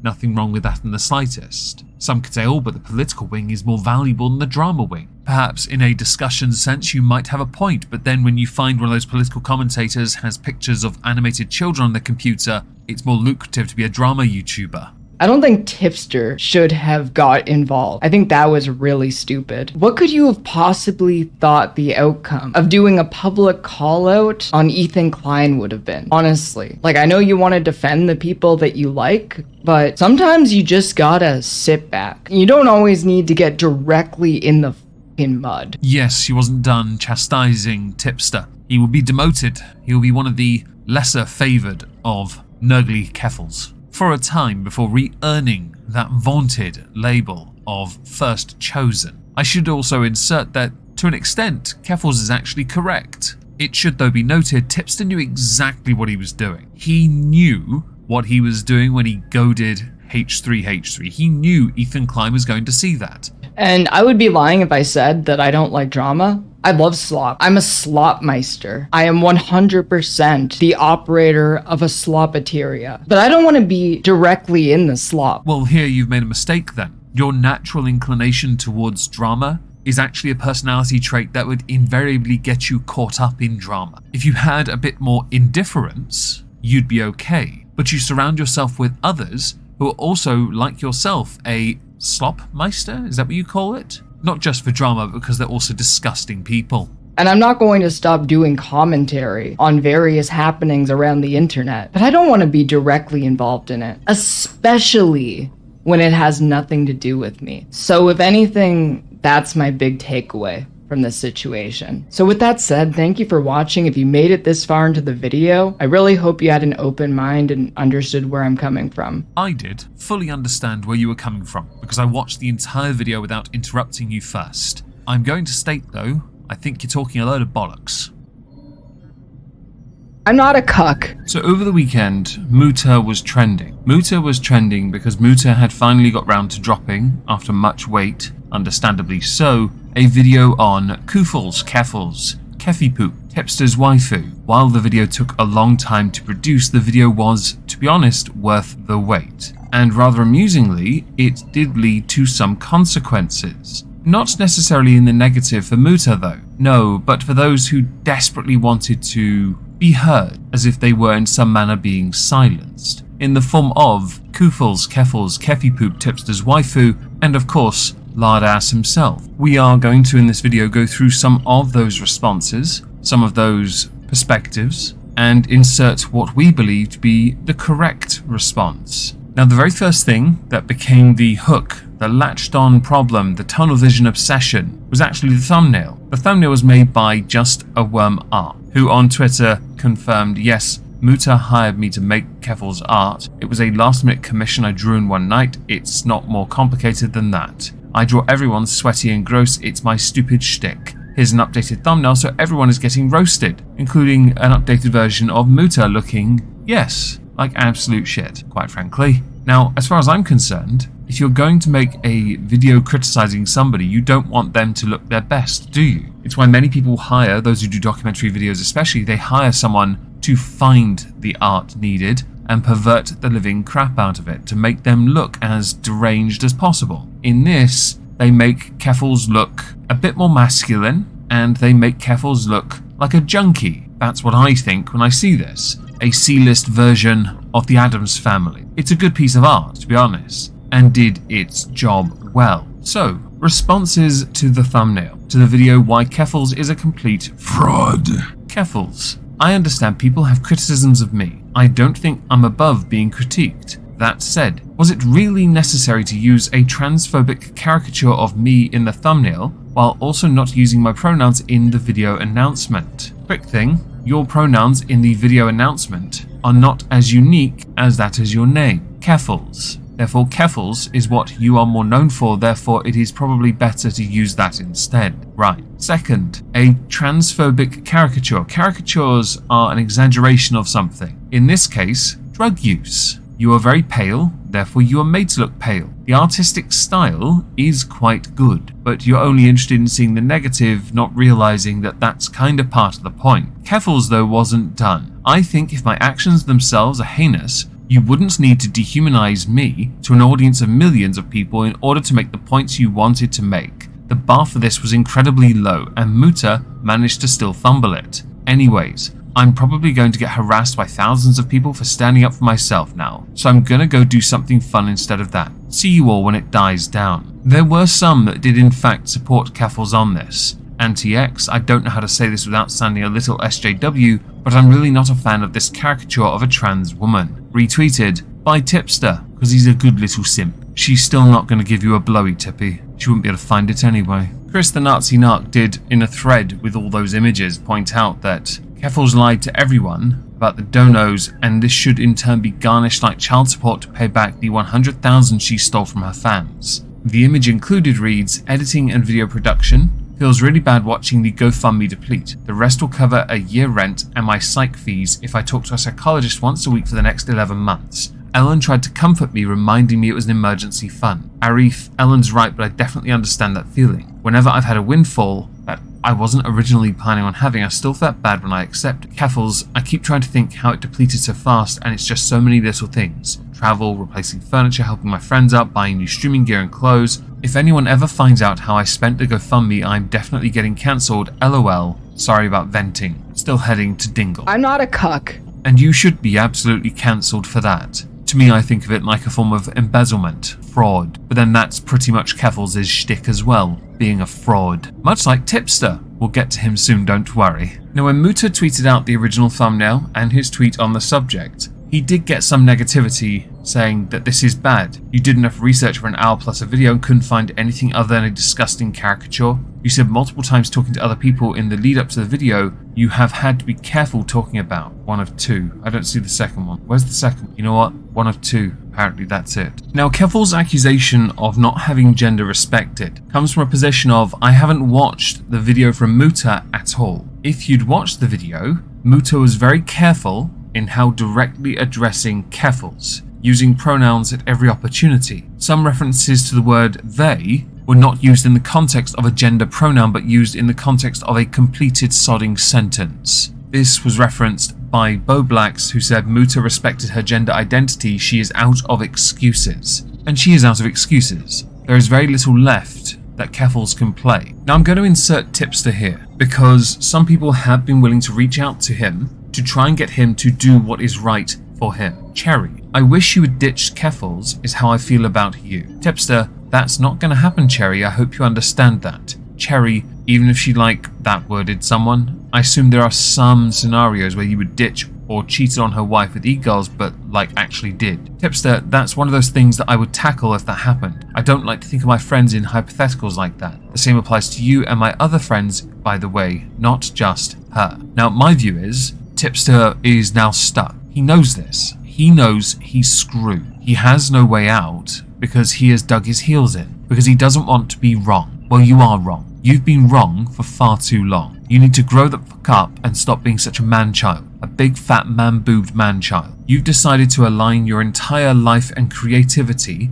around somebody who ditched you at the first opportunity anyway, because you dug your heels in on Lolly as well. Your poor decisions have come back to bite you on the ass. I'm not a cuck. The same person you are backing has blown over 100 grand from a GoFundMe frivolously, instead of using it for the intended purpose. More criticisms of Tipster, but others that have perspectives on Muta's video. Beautiful May. Muta's entire video is going to be using Kiwi Farms sources to do a guilt by association takedown of Keffals, holding her responsible for everything DIY HRT. Retweeted by Beautiful. I effing called it. Tipster retweeted that and also replied, yup. This tells me you really didn't watch the video. I highly recommend everyone that watches this watch that as well. Context is vitally important. In fact, the only source I'm going to put in a pinned comment beyond, not worth a cork, will be Muta's video. I highly recommend everyone go and watch it. You need to be able to make your own informed decision up on something regardless of what I say on the matter. I've watched the video and I've made my mind up. Tipster and Keffals are fucking morons. Simple as that. But when people fob it off with these kind of poor argumentations, they do it because they deflect from the reality, because they can't accept it. It should be pointed out, Keffals is a hypocrite when it comes to thumbnail art usage. They themselves in the past, and I'm not going to show it because I'll get a strike from YouTube for over-sexualized content, have exaggerated their chesticles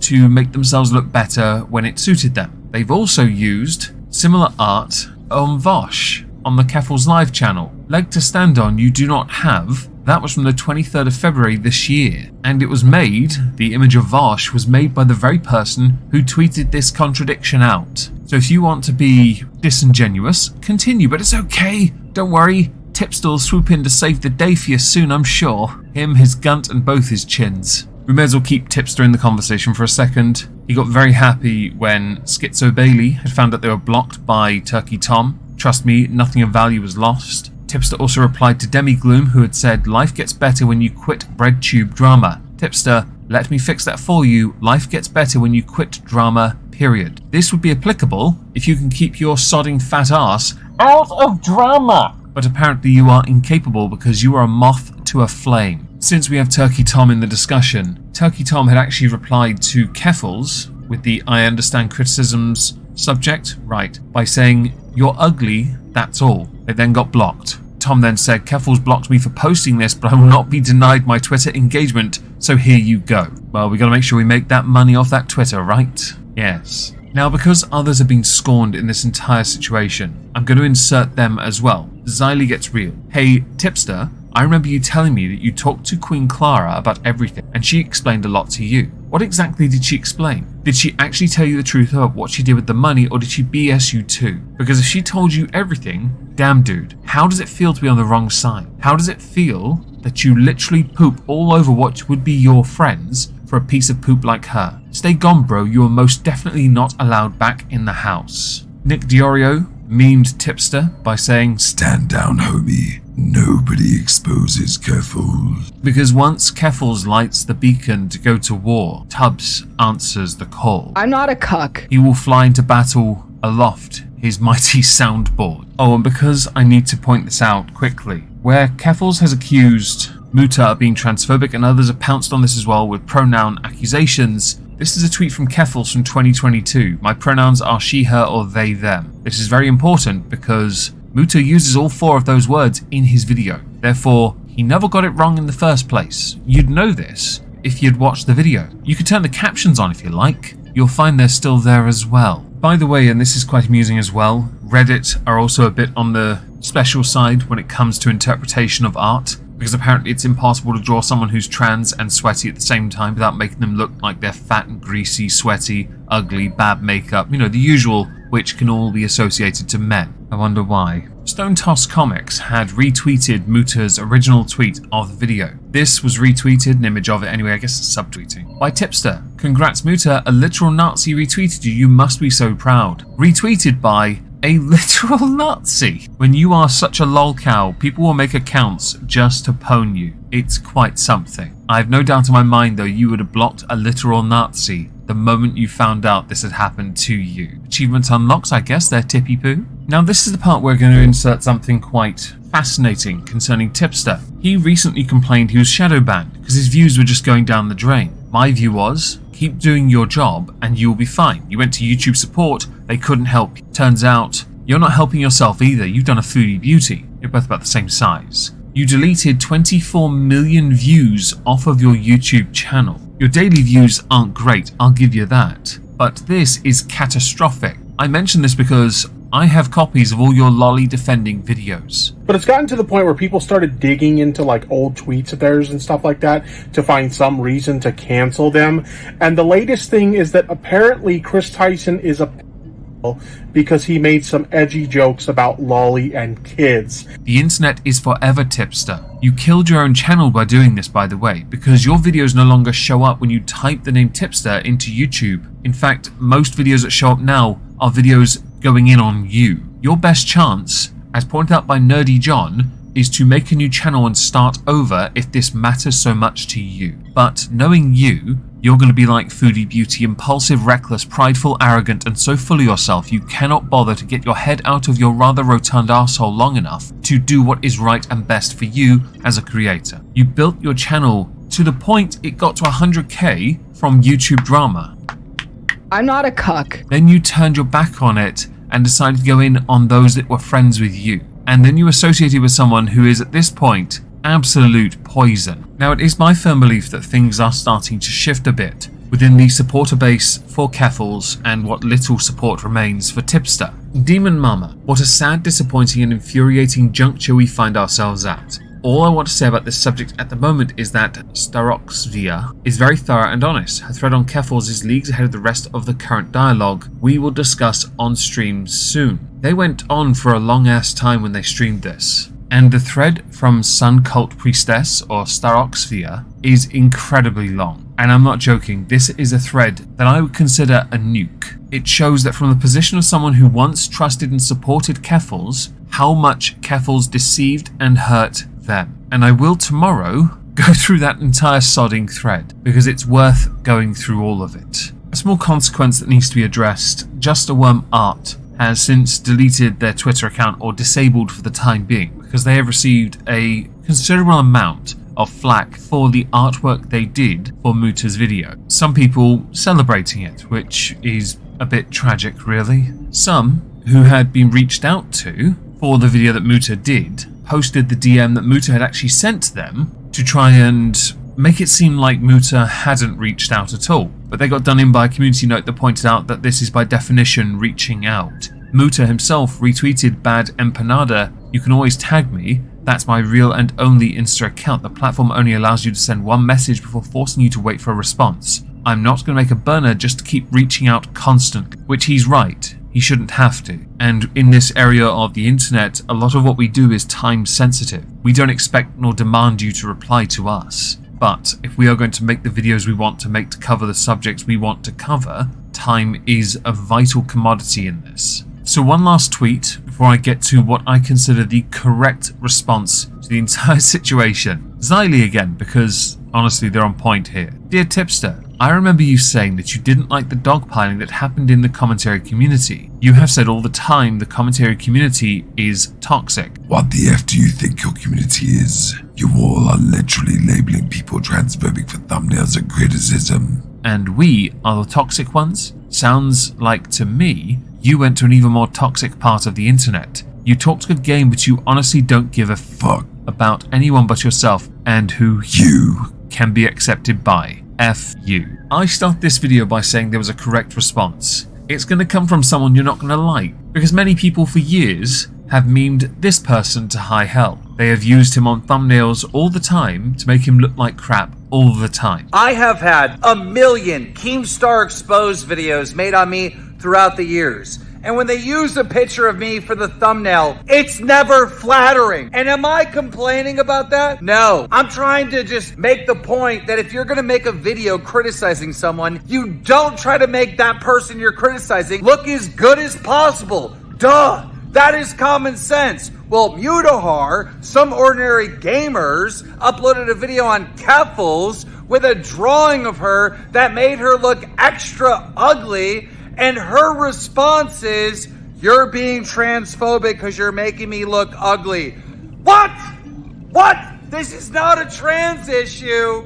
You're being criticized. So obviously, the picture of you in the thumbnail is never going to be flattering. Whether you're a girl, a guy, a trans, or a Apache helicopter. You may not like what he just said, but he is correct on the nature of this game. And YouTube is a game. We all want to get as much as we can out of it because we know it is there to be milked. There's an aspect of this where we care, sure, but there's always an aspect of this as a business where we have to protect our business first. And to do that, we know that most people are going to click on something where the person we're criticizing looks like trash. That thumbnail was catchy, and the artist did a banging job. I'm not a cuck. I'm not a cuck. I'm not a cuck. I had said in yesterday's video that I was going to go through the AtaraxiA Twitter thread, which is actually on a thread reader app thingy, which makes it a lot easier for us to go through. So that is what we're going to look at today. The post begins. "Below I will prove Keffals misled donors and spent 100,000 dishonestly. Her legal case with Human Rights Tribunal of Ontario is dead, and Keffals has been lying about its status to avoid questions relating to the money." Included is an image showing that if Keffals had ever been cancelled, it would be because of the GoFundMe. This is something I showed yesterday. I've been investigating Keffals' GoFundMe for a long time, and now that a few pieces of evidence are public knowledge, I can share what I found. TLDR, the above screenshot is real, and the legal case the GoFundMe was supposed to go towards likely isn't happening. My friend Cog on his YouTube channel Cog's World had gone through this and made it quite clear as a point that if you've gone to the lengths that Keffals went to raise the money raised, to then blow it on moving, to blow it on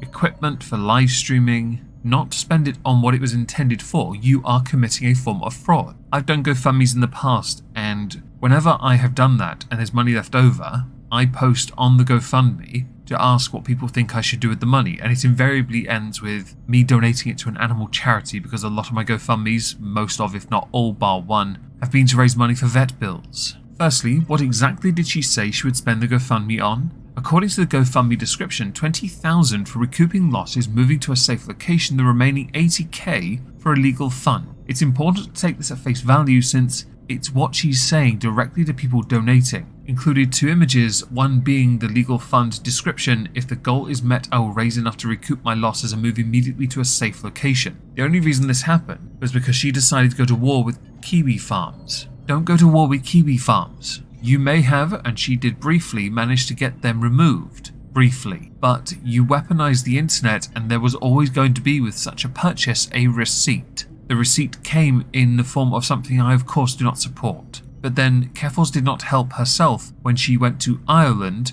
wearing a real-life streamer camera thingy doodah. It took people 5 minutes to work out where she was staying from a door handle picture. And that's not a joke, it took the online community 5 minutes. Although Ireland isn't that big, it's not surprising they were able to whittle it down. In the second image, update. The original moving goal was met, but the hotel I was staying at while looking for a new place to live was doxed. I am now in hiding. I am keeping the GoFundMe up, but all donations are going directly to my legal fund, which I'll use to seek justice. Fun fact, the entire premise of this GoFundMe was fraudulent. It was done to escape somebody, but under the guise of, I'm a victim. If you'd led with honesty in the first place, people would have supported you, but you weren't interested in being honest. On Twitter, Keffals has been less clear about how money was allocated, but here is one figure I want to call attention to. This shortly after the GoFundMe launch, and she gives a lower estimate of $60,000 for a trial that most of the GoFundMe is going towards legal fees. Included a tweet: a 3-day civil trial in Canada is $60,000. The vast majority I raised is going to pay lawyers, and the rest is to move and pay me and my staff, because I can't work until I'm safe. Making a trauma victim explain this a week after it happened is effed up. The second image: woke up and I'm seeing tender queers mad at me for saying mean words at people, mocking me for raising money for legal fees, and to move after I could have that word because I got doxed and fascist weaponized the police to attempt that word me. I was the victim of a hate crime, grow up. Then the tweet which we already went through. The follow-up tweet: in order to ask for help I had to go public and confirm my home address to the people who want me unalive. The crowd that thinks me quote tweeting them is violence but laughs at me for facing actual police violence is not getting any sympathy. I do not care how my fans treat them. The problems Keffals has with all of this already, we all now know it's a lie, one massive falsehood. But additionally, you may not care how your audience treat those that are against you, right? However, you are still forgetting the nature of the internet when one makes a purchase. She also reiterates that the non-legal portion of the fund is going towards moving and recouping her losses, but in my investigations I found that she had no concrete losses to recoup. Keffals was swatted on August the 5th. She later said that all her devices were returned 3 days later. This was confirmed on an episode of H3 clip now. I eventually got my stuff back in like 3 days and got an apology from the chief of police. That's nice. So, yeah, that was really nice.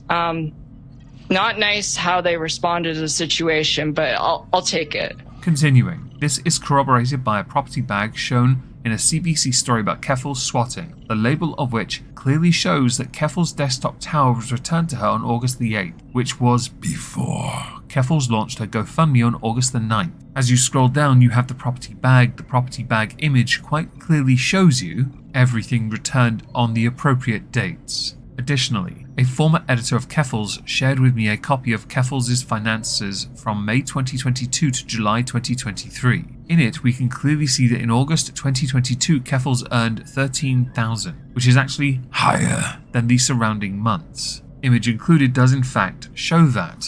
In fact, she did pretty well for herself. To reiterate, Keffals did not have any losses to recuperate. She wouldn't see a decline in revenue until the 3rd, which is March 2023, after she went to rehab. Keffals also very likely didn't use the $20,000 to relocate to Ireland and instead paid at least a significant portion of it out of pocket. By 2022, by the 9th of April, Keffals was established enough in Ireland for publications to write about. The next day, she would have an infamous conversation with Winter, where when asked if she had used GoFundMe funds for a PI, strongly implied she hadn't spent any of it yet. Underneath this is an archive link and an image. We'll do the image first. Keffals: Winter, I don't know how much money you think I make, but I was going to make 6 figures this year before the GoFundMe happened. This, by the way, is confirmed up here in the financial part. Yes, she was doing exceedingly well. Winter, that wasn't the question. Quit flexing on minorities. Whitey. Going to the bottom though, because that's the part that matters. Did you pay for the PI out of the GoFundMe money? No. The archive link is from the Sunday Times. The only interesting thing about this is the image of Keffals holding a PS2, a piece of verifiable human history that must be preserved at all costs. I have one that functions. It is quite useful. The article, as we now know, is built on a lie. It is built on a lie because it's all framed around the argument that Keffals was hounded by the internet, the horrid internet people like Josh and apparently Ethan, Gunt, Ralph. That's not entirely true though, is it? We now know this was done as an entire facade to escape somebody. Continuing with the Twitter thread. In this exchange, you can also see how she could afford this. She was on track to make 6 figures in 2022. This also adds context that up to this point she never mentioned she's rich, or at least was at the time. This adds gravity to the situation given that trans people are forced to beg for scraps online. So an already wealthy woman using a GoFundMe for an important cause, instead using it to double her income, isn't just evil, it's an insult to every trans person struggling to survive. Just before I get away from myself, here's the link to the original exchange with Winter, which shows that it occurred on September 5th. I hate the Twitter character count. Included is an Odyssey link. We're not going to go to that though because that will take a while to go through. Anyways, while it seems that Keffals didn't need the GoFundMe to get to Ireland, she wouldn't settle down until October. This brings us to the screenshot taken by a former editor for Keffals on the 30th of November 2022, where Keffals says all of the GoFundMe money had either been spent or earmarked. Included is an image that does in fact confirm this. Arif, Ellen's right, but I definitely understand that feeling whenever I've had a windfall that I wasn't originally planning on having. I still felt bad when it was depleted. And then you get to the part of getting cancelled that we discussed yesterday. Keffals in just 4 months, potentially 2, if it really hadn't been touched by September, blew through $100,000. On travelling, not moving, furniture, friends, new stream gear that she did not need since she got her devices back after 3 days, and clothes. The rest was for a year of rent and therapy, neither of which was outlined by the GoFundMe. I can even tell you how much she spent on rent. She would later tweet on her private that her rent during this time was $2,400 a month, which is $28.8K she had allocated. Archive link confirming it. Image is basically that. I love living in Ireland, can barely understand what people are saying, but it's so pretty and my rent has gone from $2,400 to $400, so I am building some savings. I am saving up to buy a house, which is not a sentence I ever previously stated, because that was not possible. And for clarity, yes, she says her rent in Ireland is $400, but she would not move to Ireland until June 2023 when her visa was approved. Before then, she was living in Canada, which is when she allocated a year of rent at $2,400 a month. Got it? Got it. Confirming that with a tweet from Keffals on the 2nd of June 2023. My visa just got approved, I'm moving to Ireland this month. Remember when she said and reiterated that most of the GoFundMe would go towards a legal case, that a civil case, which still has not happened, would cost a minimum of $60K for 3 days. And yet by the end of 2022, the money she said was for the legal fund was gone. This means that none of the $100,000 went to any of what she said it did. Which brings us to my second point. Her legal case with the HRTO that isn't going anywhere. Buckle up, fuckers, because we're only halfway done. As I followed the progression of Keffals' legal case, her public and private plans constantly shifted and often did not align. As a result, nailing down a robust timeline of what she was saying publicly and privately regarding her legal case proved convoluted and unhelpful. So I'll give her the benefit of doubt and assume her most recent plans, a complaint filed with the Human Rights Tribunal of Ontario on the 10th of April 2023, are consistent with her initial GoFundMe for a legal case. Remember that date because it's important. Included underneath, I'm taking legal action from the Keffals channel, a video that is still available on her channel. It is 17 minutes 50 seconds long. Image of importance actually does show the date around the 16-minute mark from the Keffals video, and of course I can here skip ahead to that part and play it for you now. And in order that London Police Services distribute a copy of the decision of the Human Rights Tribunal of Ontario in this application to all management, employees, stakeholders, and community members, and publish a copy of the decision of the Human Rights Tribunal of Ontario in this application in a conspicuous location on the home webpage of the respondents. Cringe. So, continuing. Her video wasn't uploaded till May, but various press outlets announced it around April 21st using a press kit Keffals put together, almost all of them including a clause like this saying there was no information as to when the claim would be heard. Underneath, lfpress.com confirming this, no information is available concerning when the claim will be heard. A London spokesperson declined to comment on the complaint. Ongoing cases generally aren't covered like this, and we also know that a lot of what Keffals had said had happened when the police turned up at her home was nonsense. She lied. We covered this in an exhibition of stupid people, in fact. Thankfully, the process of filing a claim is publicly available. Once the HRTO receives an application, the applicant receives a letter either informing them the app needs work, or it's good and has been sent to the other party. After some back and forth, the parties convene before the HRTO to mediate and try to reach a settlement. Failure to do that will then lead to a hearing. You might think this process has an open-ended timeframe, so it'd be expected we haven't heard anything, but that's wrong. Included is an image explaining the process of mediation. Quite comprehensive, to be honest. Unfortunately for Keffals, the HRTO sets a deadline of 1 year after the initial filing for a hearing should one occur. The application was filed on the 10th of April 2023. The deadline for a hearing was a month ago. There has been no evidence of a hearing. Statute of limitations appears to be in effect here, folks. We haven't heard anything about mediation, we haven't gotten confirmation her application was accepted, we haven't even heard about the letter she was supposed to receive right away, and all of these things are long past due. I will now catalogue everything we have heard. The next we would hear about the HRTO case was in October 2023, when the London police concluded an investigation into the SA allegations Keffals made in the application, and notably the London police were made aware of the allegation through the media, not the HRTO. The media in question would be the image down below. London police learned from a media report on April 23rd and notified Ontario's police watchdog, the Special Investigations Unit SIU, according to the report duty chief Paul Bastien, will present Thursday. The investigation itself is irrelevant. Personally, I'm always skeptical of internal police investigations. What's relevant is when reporting on the investigation's end, the London Free Press reached out to Keffals' lawyer for comment and got this. We are unable to comment other than to say we will continue to be seeking justice before the Ontario Human Rights Tribunal. For someone that's milked the attention as much as they have, this one confuses me, especially for someone like Keffals that needs the attention. When given a perfect opportunity to update the public on the proceedings of the case, her lawyer gave us no indication the case had progressed at all, not even so much as a confirmation that the application was accepted despite the fact it definitely should have been by now. The next time she talked about it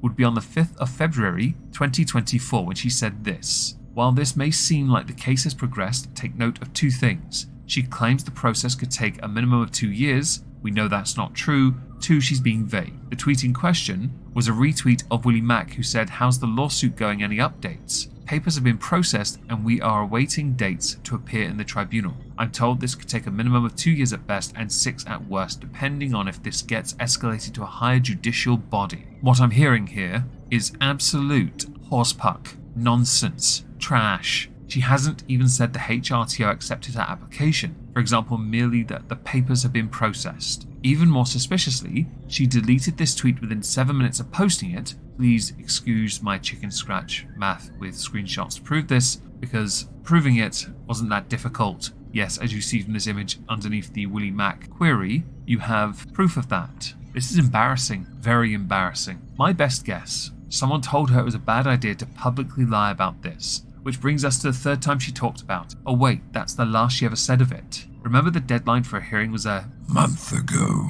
Also remember, by now she has already long since spent the money allocated for a legal case, and her financials and frequent absences from streaming since going to rehab make it extremely unlikely she could afford to pay a case out of pocket. Altogether, the evidence strongly indicates that her case with the HRTO died a long time ago, and she has continued stringing everyone along, probably in hopes of staving off getting cancelled, as she was clearly aware she was at risk of. This is unacceptable. To reiterate, Keffals lied about spending $20,000 on moving and recouping costs. Keffals lied about putting the remaining $80,000 into a legal fund. Keffals is lying about the status of the case this very day to keep people from asking questions about what she did with the money. So what can we do? Since Keffals is clearly uninterested in transparency, we must take action for ourselves. including the GoFundMe and indicating people should in fact report for fraud. Next, if you unfortunately are one of the people defrauded by Keffals, you should submit a donor claim here. To conclude, I would like to address Keffals herself. Clara, people trusted you. For years you said you were fighting for young trans people for the freedom of your people, and all of it while you were lying to their faces for money that benefited only you. Do the right thing. There are others tagged at the bottom here, but I think they are tagged at the bottom because they are needed to be included in conversation. As far as I'm concerned, and I said this yesterday, Keffals committed fraud. Simple as that. It was fraud. Keffals has still got some supporters, but the support is dwindling.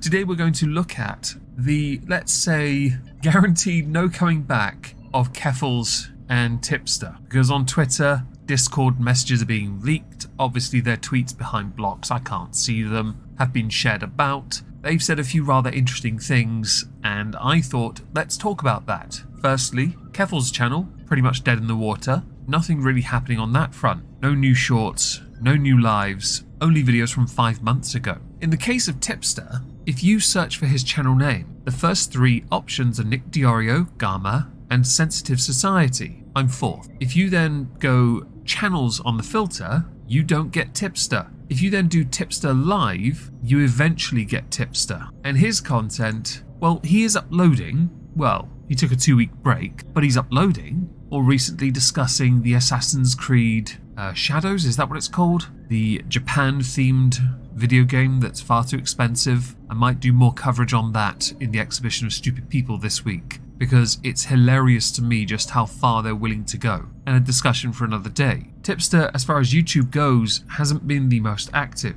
He hasn't really been using his community tab. He's not really been streaming much on his main channel, instead focusing on Twitch, where he does get some viewers, which is great, because he'll need that, since his YouTube channel is all but at this point done. There isn't really much in the way of a coming back for him, short of him finally doing the one thing that might well help repair the damage. However, we now know for a fact when it happened to someone like Def Noodles, who did realise the error of his ways, there wasn't a coming back because there was a lack of forgiveness. Time is the only thing that would actually help him, Tipster that is. The same for Def Noodles, of course, in the future. In the case of Tipster though, his ham-hock hands are still firmly placed around the sides of his ears to ensure no sound can enter them, well beyond accepting messages from the likes of Keffals and someone called Cherry and a few other people as well that Tipster is willing to engage with, some of which we're going to go through today because it's fascinating to me that he still really does not get this. Just how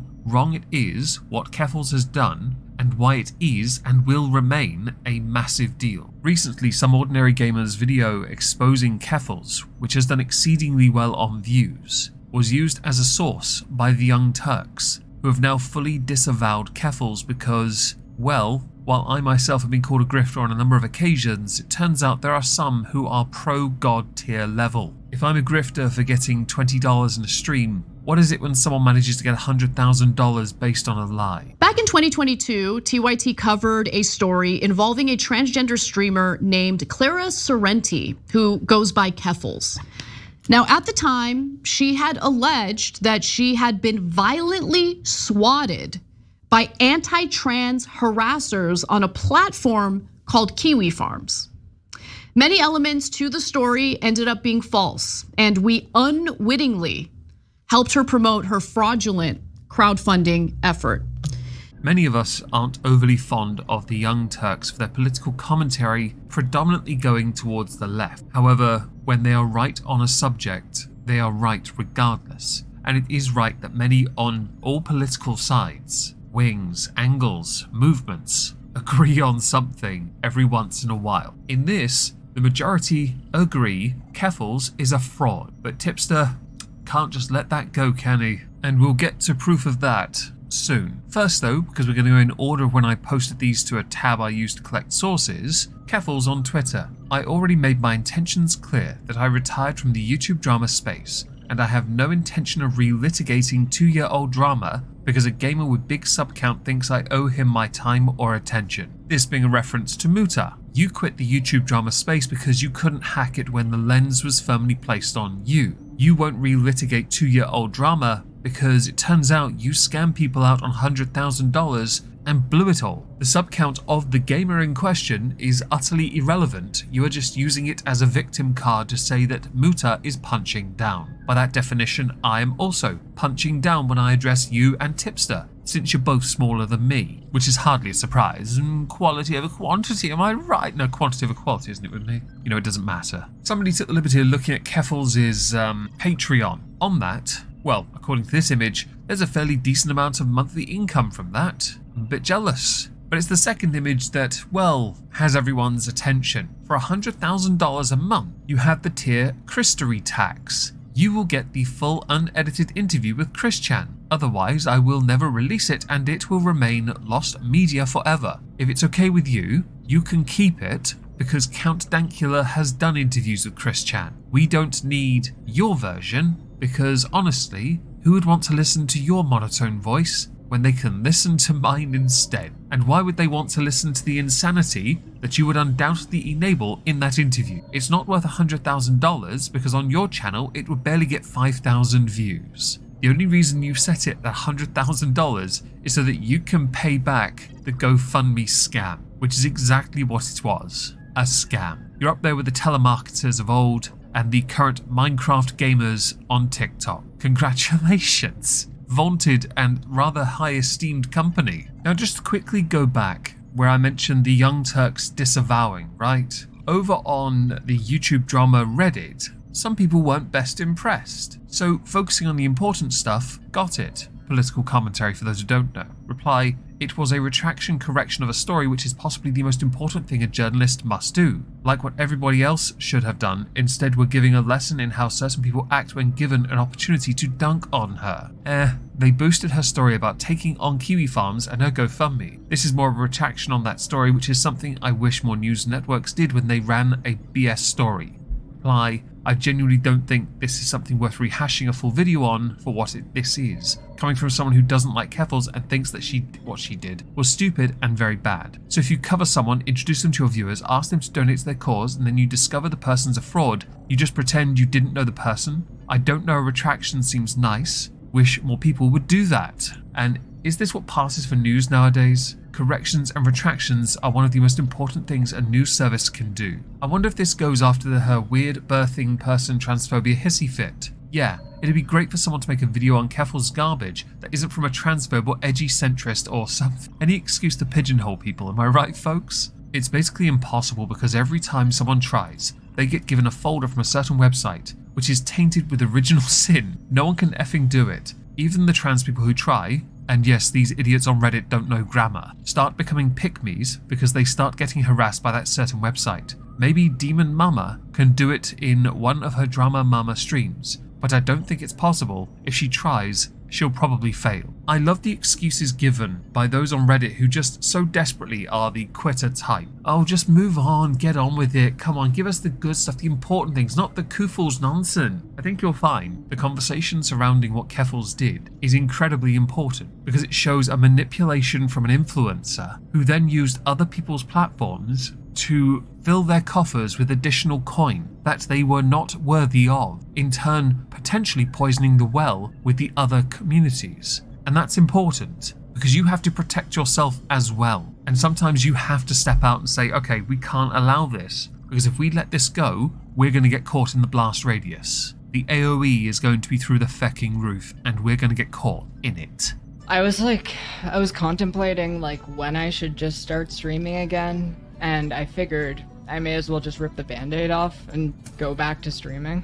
It's cool how many random people showed up to an unannounced stream after a 2-month hiatus. I don't know what I was expecting. Honestly, actually, I was expecting more people to be angry. No, I didn't mean angry from the people who actually want to be here. I just meant angry from drama freaks. In this instance, you can safely say that what Keffals really means by this is, can someone go get the drama freaks? I need more randos in my chat. I like how you sound bored, ungrateful, and high all at once.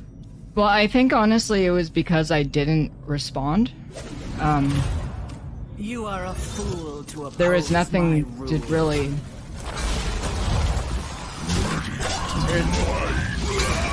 There's nothing you could really I don't even know how to say what I'm trying to say. You'll find the reason why is because your vocabulary is limited because of how intellectually stunted you are. The reason you didn't engage is because your legal action has failed. As proven in more recent videos that I have done, the statute of limitations has exceeded, meaning you're not going anywhere with any of what you claim to have done. And you have been exposed as 100% being a fraud. Your victim cards don't work. All you have is streaming to the dwindling audience you have. Yeah, no, I'm not planning on making any sort of response because I don't think I owe anyone a response. In this, you're right. You don't owe anyone a response. What you owe is $100,000 in donations. That's what you owe, and that should be returned because what you have committed is fraud. It is theft. You wasted it and squandered it, and I'm sure some people don't mind that their dearest darling Keffy Poop has their shekels. But the reality is, you're a thief. You don't owe a response. You owe $100,000. When you make a mistake or you do something inherently wrong, the past will be brought back up and used against you to prove a point. Willie Mac tweeted out this image from Keffals on Discord. My background isn't content creation. I'm not great at what I do. I'm honestly too sincere to be good at it. I'm too authentic to simply be an actor who makes videos online. My background is political organizing, and if there's anything I'm good at, it's building community. Xylee had replied with this image though. Look, I'm used to being relentlessly stalked online for obsessive, hateful freaks, so I'm never 100% honest even to my own audience, because my own vulnerabilities are being used against me. But the last week I keep breaking down crime because I'm processing all the effed up things that have happened to me since March of last year, and how cruel people have been. I haven't been sleeping right as a result. When you yourself cannot be honest with those closest to you, and you admit to it, it's hard to take anything you say with any level of serious. You become, you start to, tread into the area of Chris-chan, where everything you say could well come from a parallel dimension, a merge that may well take place in the near future, where you finally attain your goddess status of Rosechew. Chris the Incel Narc had tweeted out a few message logs that I thought I'd like to share now that insert tipster into the conversation. Everyone is always on your ass about the GoFundMe, but so many of these people use GoFundMe anytime they get the sniffles, it's crazy. And do you know what many use the GoFundMe for when they raise money to help themselves with medical bills? They use it on the sodding medical bills.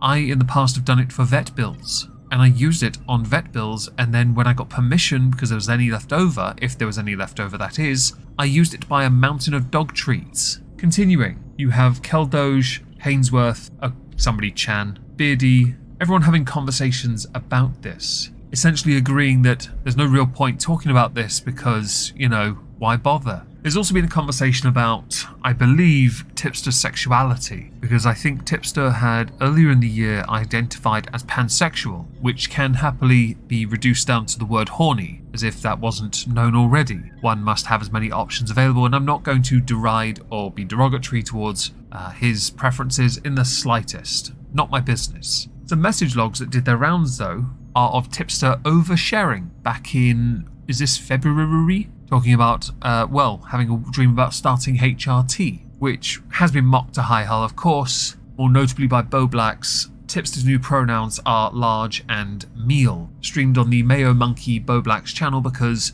Boblax is a blasted heathen that likes mayonnaise, which shouldn't surprise anyone in the slightest. I assume in the not so distant future, Tipster will reignite the YouTube channel and start on a brand new journey to find more love, because the goth mummies are no longer giving it to him. Not that they ever were in the first place. Why would? When you're both ugly on the outside and the inside, even the goth girls know they can't fix you.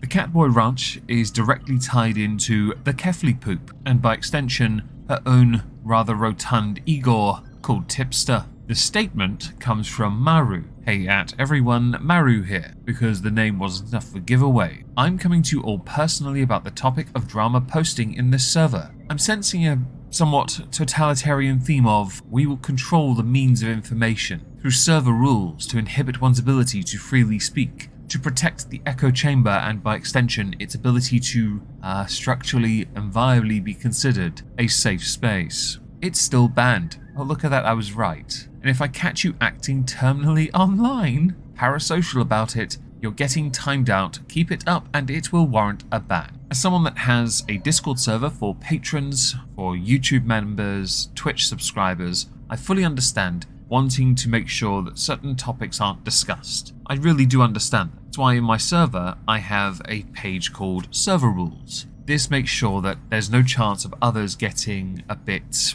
upset. When it comes to the terminally online parasocial aspect though, I don't ban that. Because I understand that many of us, certainly as we get older, if we don't have much of a life away from the computer, we become terminally online. There are lots of young people, of course, but we are getting older, so it makes perfect sense to not ban it, or to time people out over it. Timeouts or bans on my server, well, the bans are rare, but the timeouts usually occur when you ignore the ruling of one of the moderators, the judges. The discussion of drama, to me, isn't banned. I find drama hilarious and fascinating. Fascinating because it demonstrates the kind of people some are to get involved in it, embroiled in it. It also shows how one thinks. And since I am a commentary channel, I take inspiration from people who have thoughts on these subjects. Seeing many differing opinions is good. It's healthy. Not on the Catboy Ranch though. No.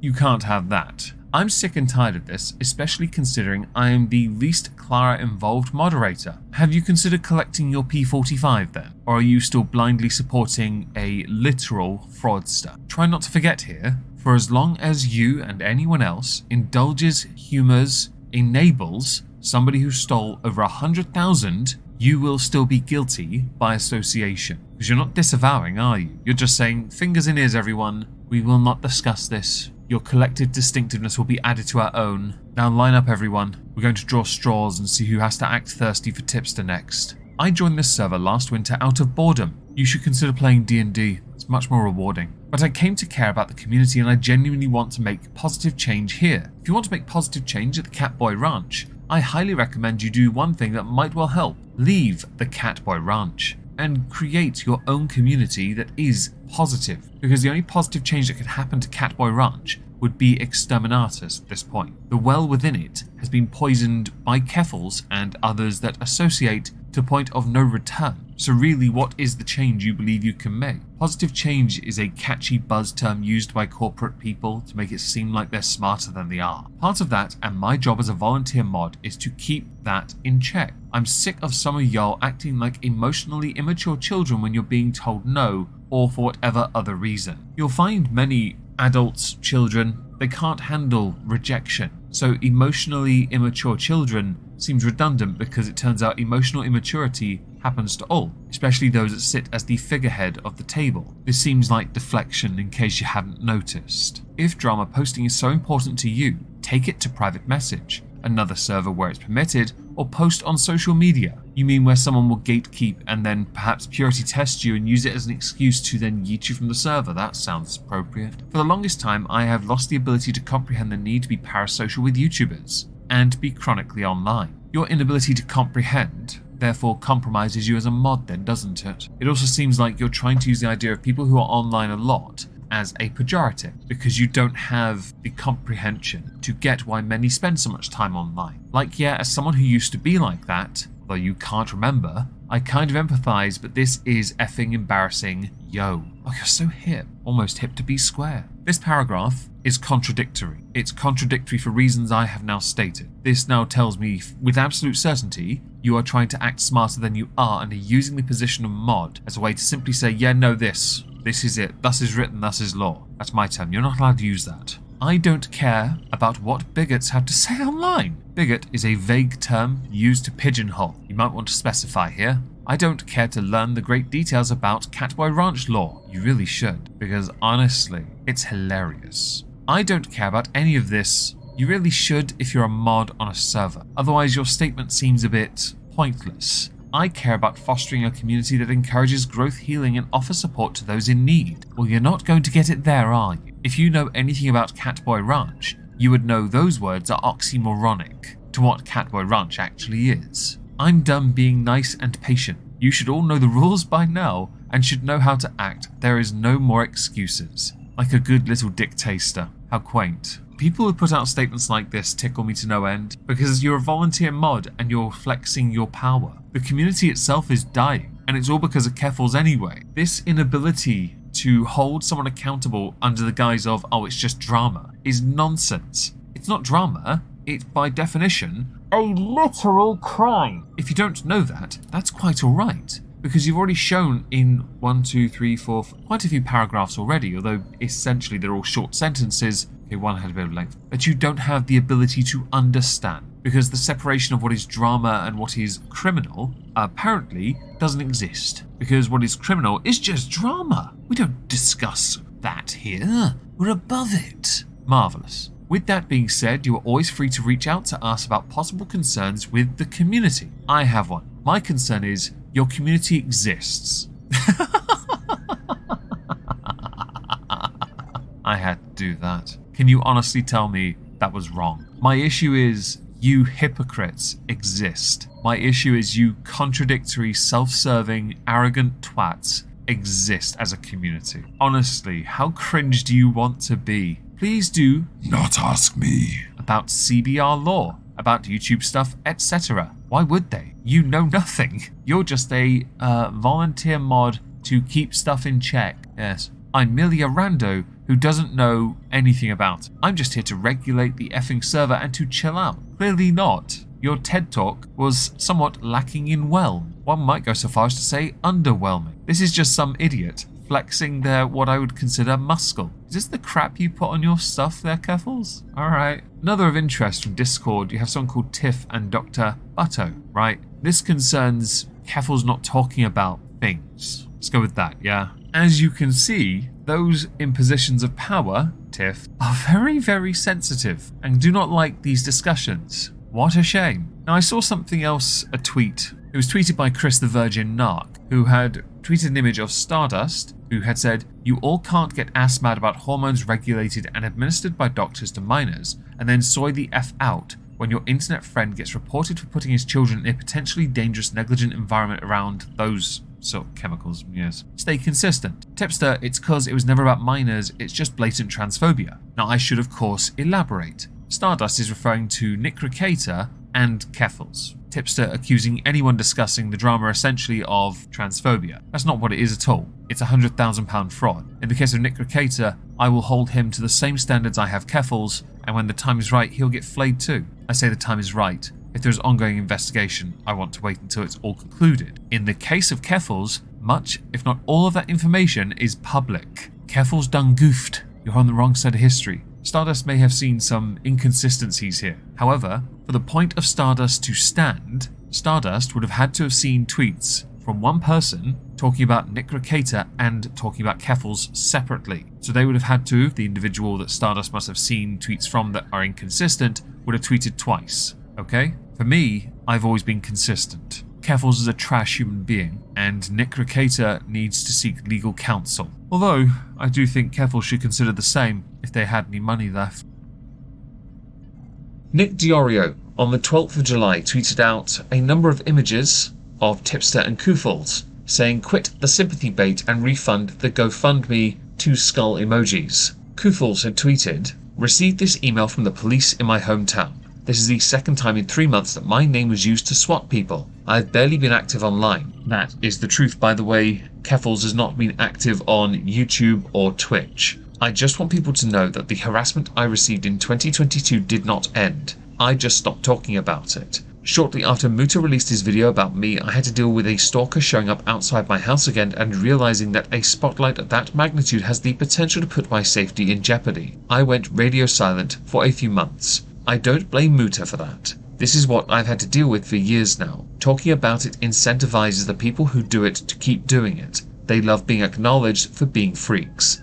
Which is why I made the decision to not talk about it anymore. I'm exhausted. I'm sure many replied to that with, you're the wrong person to use the word freak. I'm not one of them. I'm just stating I can imagine many have. Now you say you have since 2022. Yes, because people realized you were a fraud. On many platforms and forums, they realised what you were. I've been accused of being a grifter for trying to get help with the vet bill. If I am for that, you sit on a throne on top of an ivory tower made from all the simps you conned. with the title Grifter on your crown. You, Keffals, identify your safety in jeopardy because someone turned up to your home. I know nothing of this. If true, of course, I cannot condone. But this is that weird little separation thing between what is real and what is not. It's weird to me that when things do become real life, you play full victim, but all of it is a consequence of what you have done online. The reason I'm talking about it now is so everyone understands that this kind of harassment never stopped, even on a 2-month hiatus from streaming. I'm returning to streaming this month, but I'm going to keep my social media use limited.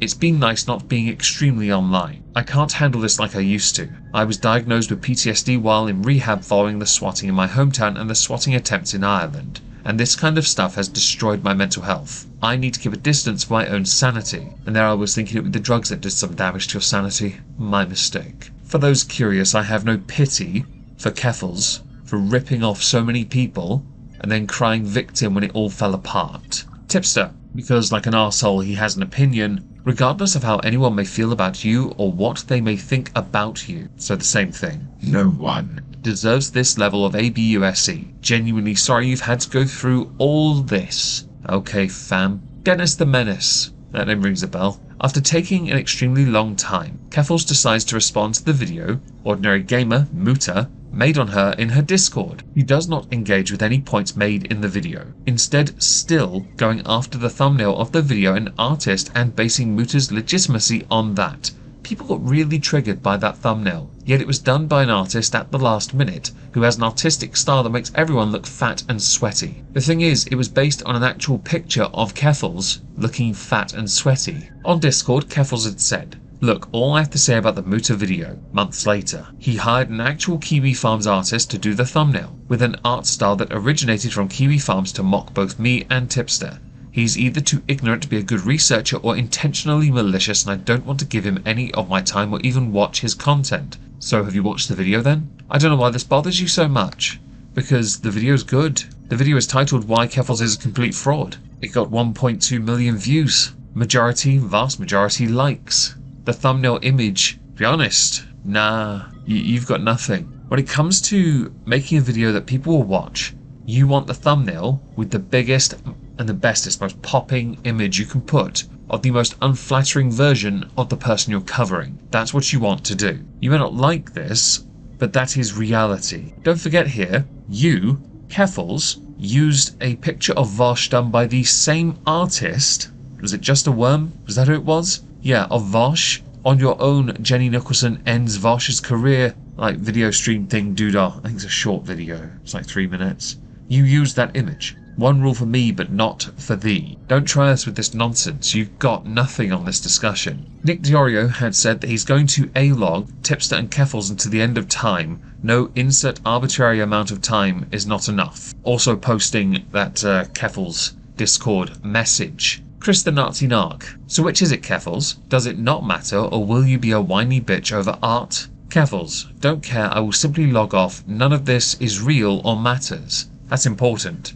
Do you remember when I earlier said the real and the not real? Yet you used the apparent not real or matters to con the real, actual real that is, for money from the not real into the real so you could really spend it on stupid things and act the victim because you were queen. This is important. The distinction is vital. Muta saw this and said not a single refutation to the allegations of how she misused the GoFundMe money so severely. The camp is still in so much pain of the thumbnail of a video that is still yet to be challenged. If our team is compromised, of the worst comprised I think that means, of the worst researchers you should be able to counter. No?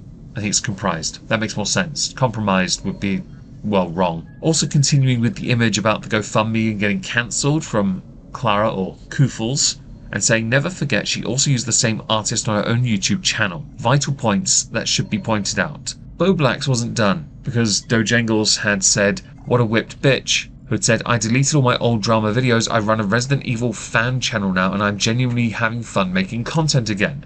Replying to Keffals, who had said, yes, I'm talking about you two, Tipster, you effing slop. In the context of what Tipster is, that's actually an accurate descriptor, effing slop. He also does shorts, by the way, on Resident Evil, and it's all the same cringy thing. But you know what? You do you, boo. You go, girl, honestly. The final tweet of interest again comes from the biggest of Nazi narcs, Chris. This Discord is the ultimate hug box for these two. The cope over the Muta video and everyone knowing she lied about the GoFundMe money is never not funny. I'm no longer doing any drama coverage or interacting with people who run drama channels. I care about stuff happening in the real world. And no one needs to know why once beloved YouTuber SEater69 was cancelled or whatever. And you have some emoji responses. Who sent that one? Elf Zeppo. Muta definitely doesn't do his research. The dude believes the Mexican extraterrestrial alien body hoax, and then carry on. But Keffals, the thing is I don't even care, and just because he has a big platform doesn't mean his opinion should be taken more seriously than anyone else. I agree with that statement oddly enough, yet you did cry foul when his video came out because he had a bigger platform than you. His platform is earned. We earn our place. Furthermore, the reason why YouTubers are more critical towards me than journalists is because the journalists actually reached out to me in a non-confrontational way and I divulged information I couldn't tell people publicly. Like the fact an FBI investigation was opened as a result of what happened in 2022 because I was targeted by a group of hackers that I wasn't willing to publicly discuss because they were threatening my family. There are many contradictions and statements of interest within this. Journalists reached out to you because you could have become a martyr. I think you were a DEI. I really do. I think that's solely why. They used you to make a bigger point. No offense to those who got their position through the modern version of affirmative action, but this is basically why they went with Keffals in the news. Maeve. Plus, I haven't been consistent. I need to take stock of what I can offer. Reply from Tipster. We all have our limits. No shame in re-evaluating and seeing how things can be adjusted to better support people. Much love, Friendo. Now, I don't know why this one features, but I guess he's being nice. If she has big tits, I have no doubt in my mind he'll offer to suck and give her just the tip. Because he's a bit of a, yeah. If Maeve is a goth, Maeve is doomed. Keeping tabs on these cringe lords is one of my favourite things in the world, because I swear over the past 2 months I have seen them type, or have images shared of them typing because I'm blocked, that they are done with drama, they are done with the drama, blah blah blah, and yet unironically then tweeting about some drama incident of some kind, inserting their voices into discussions as if they carry any merit. My earlier statements on my thoughts on that aptly demonstrate just how pointless and futile their involvement in discussion is. Their discourse and contribution to society is to take every other moron and place them on a Discord server. And I say every other moron because you have to be to willingly want to interact or be a part of their community.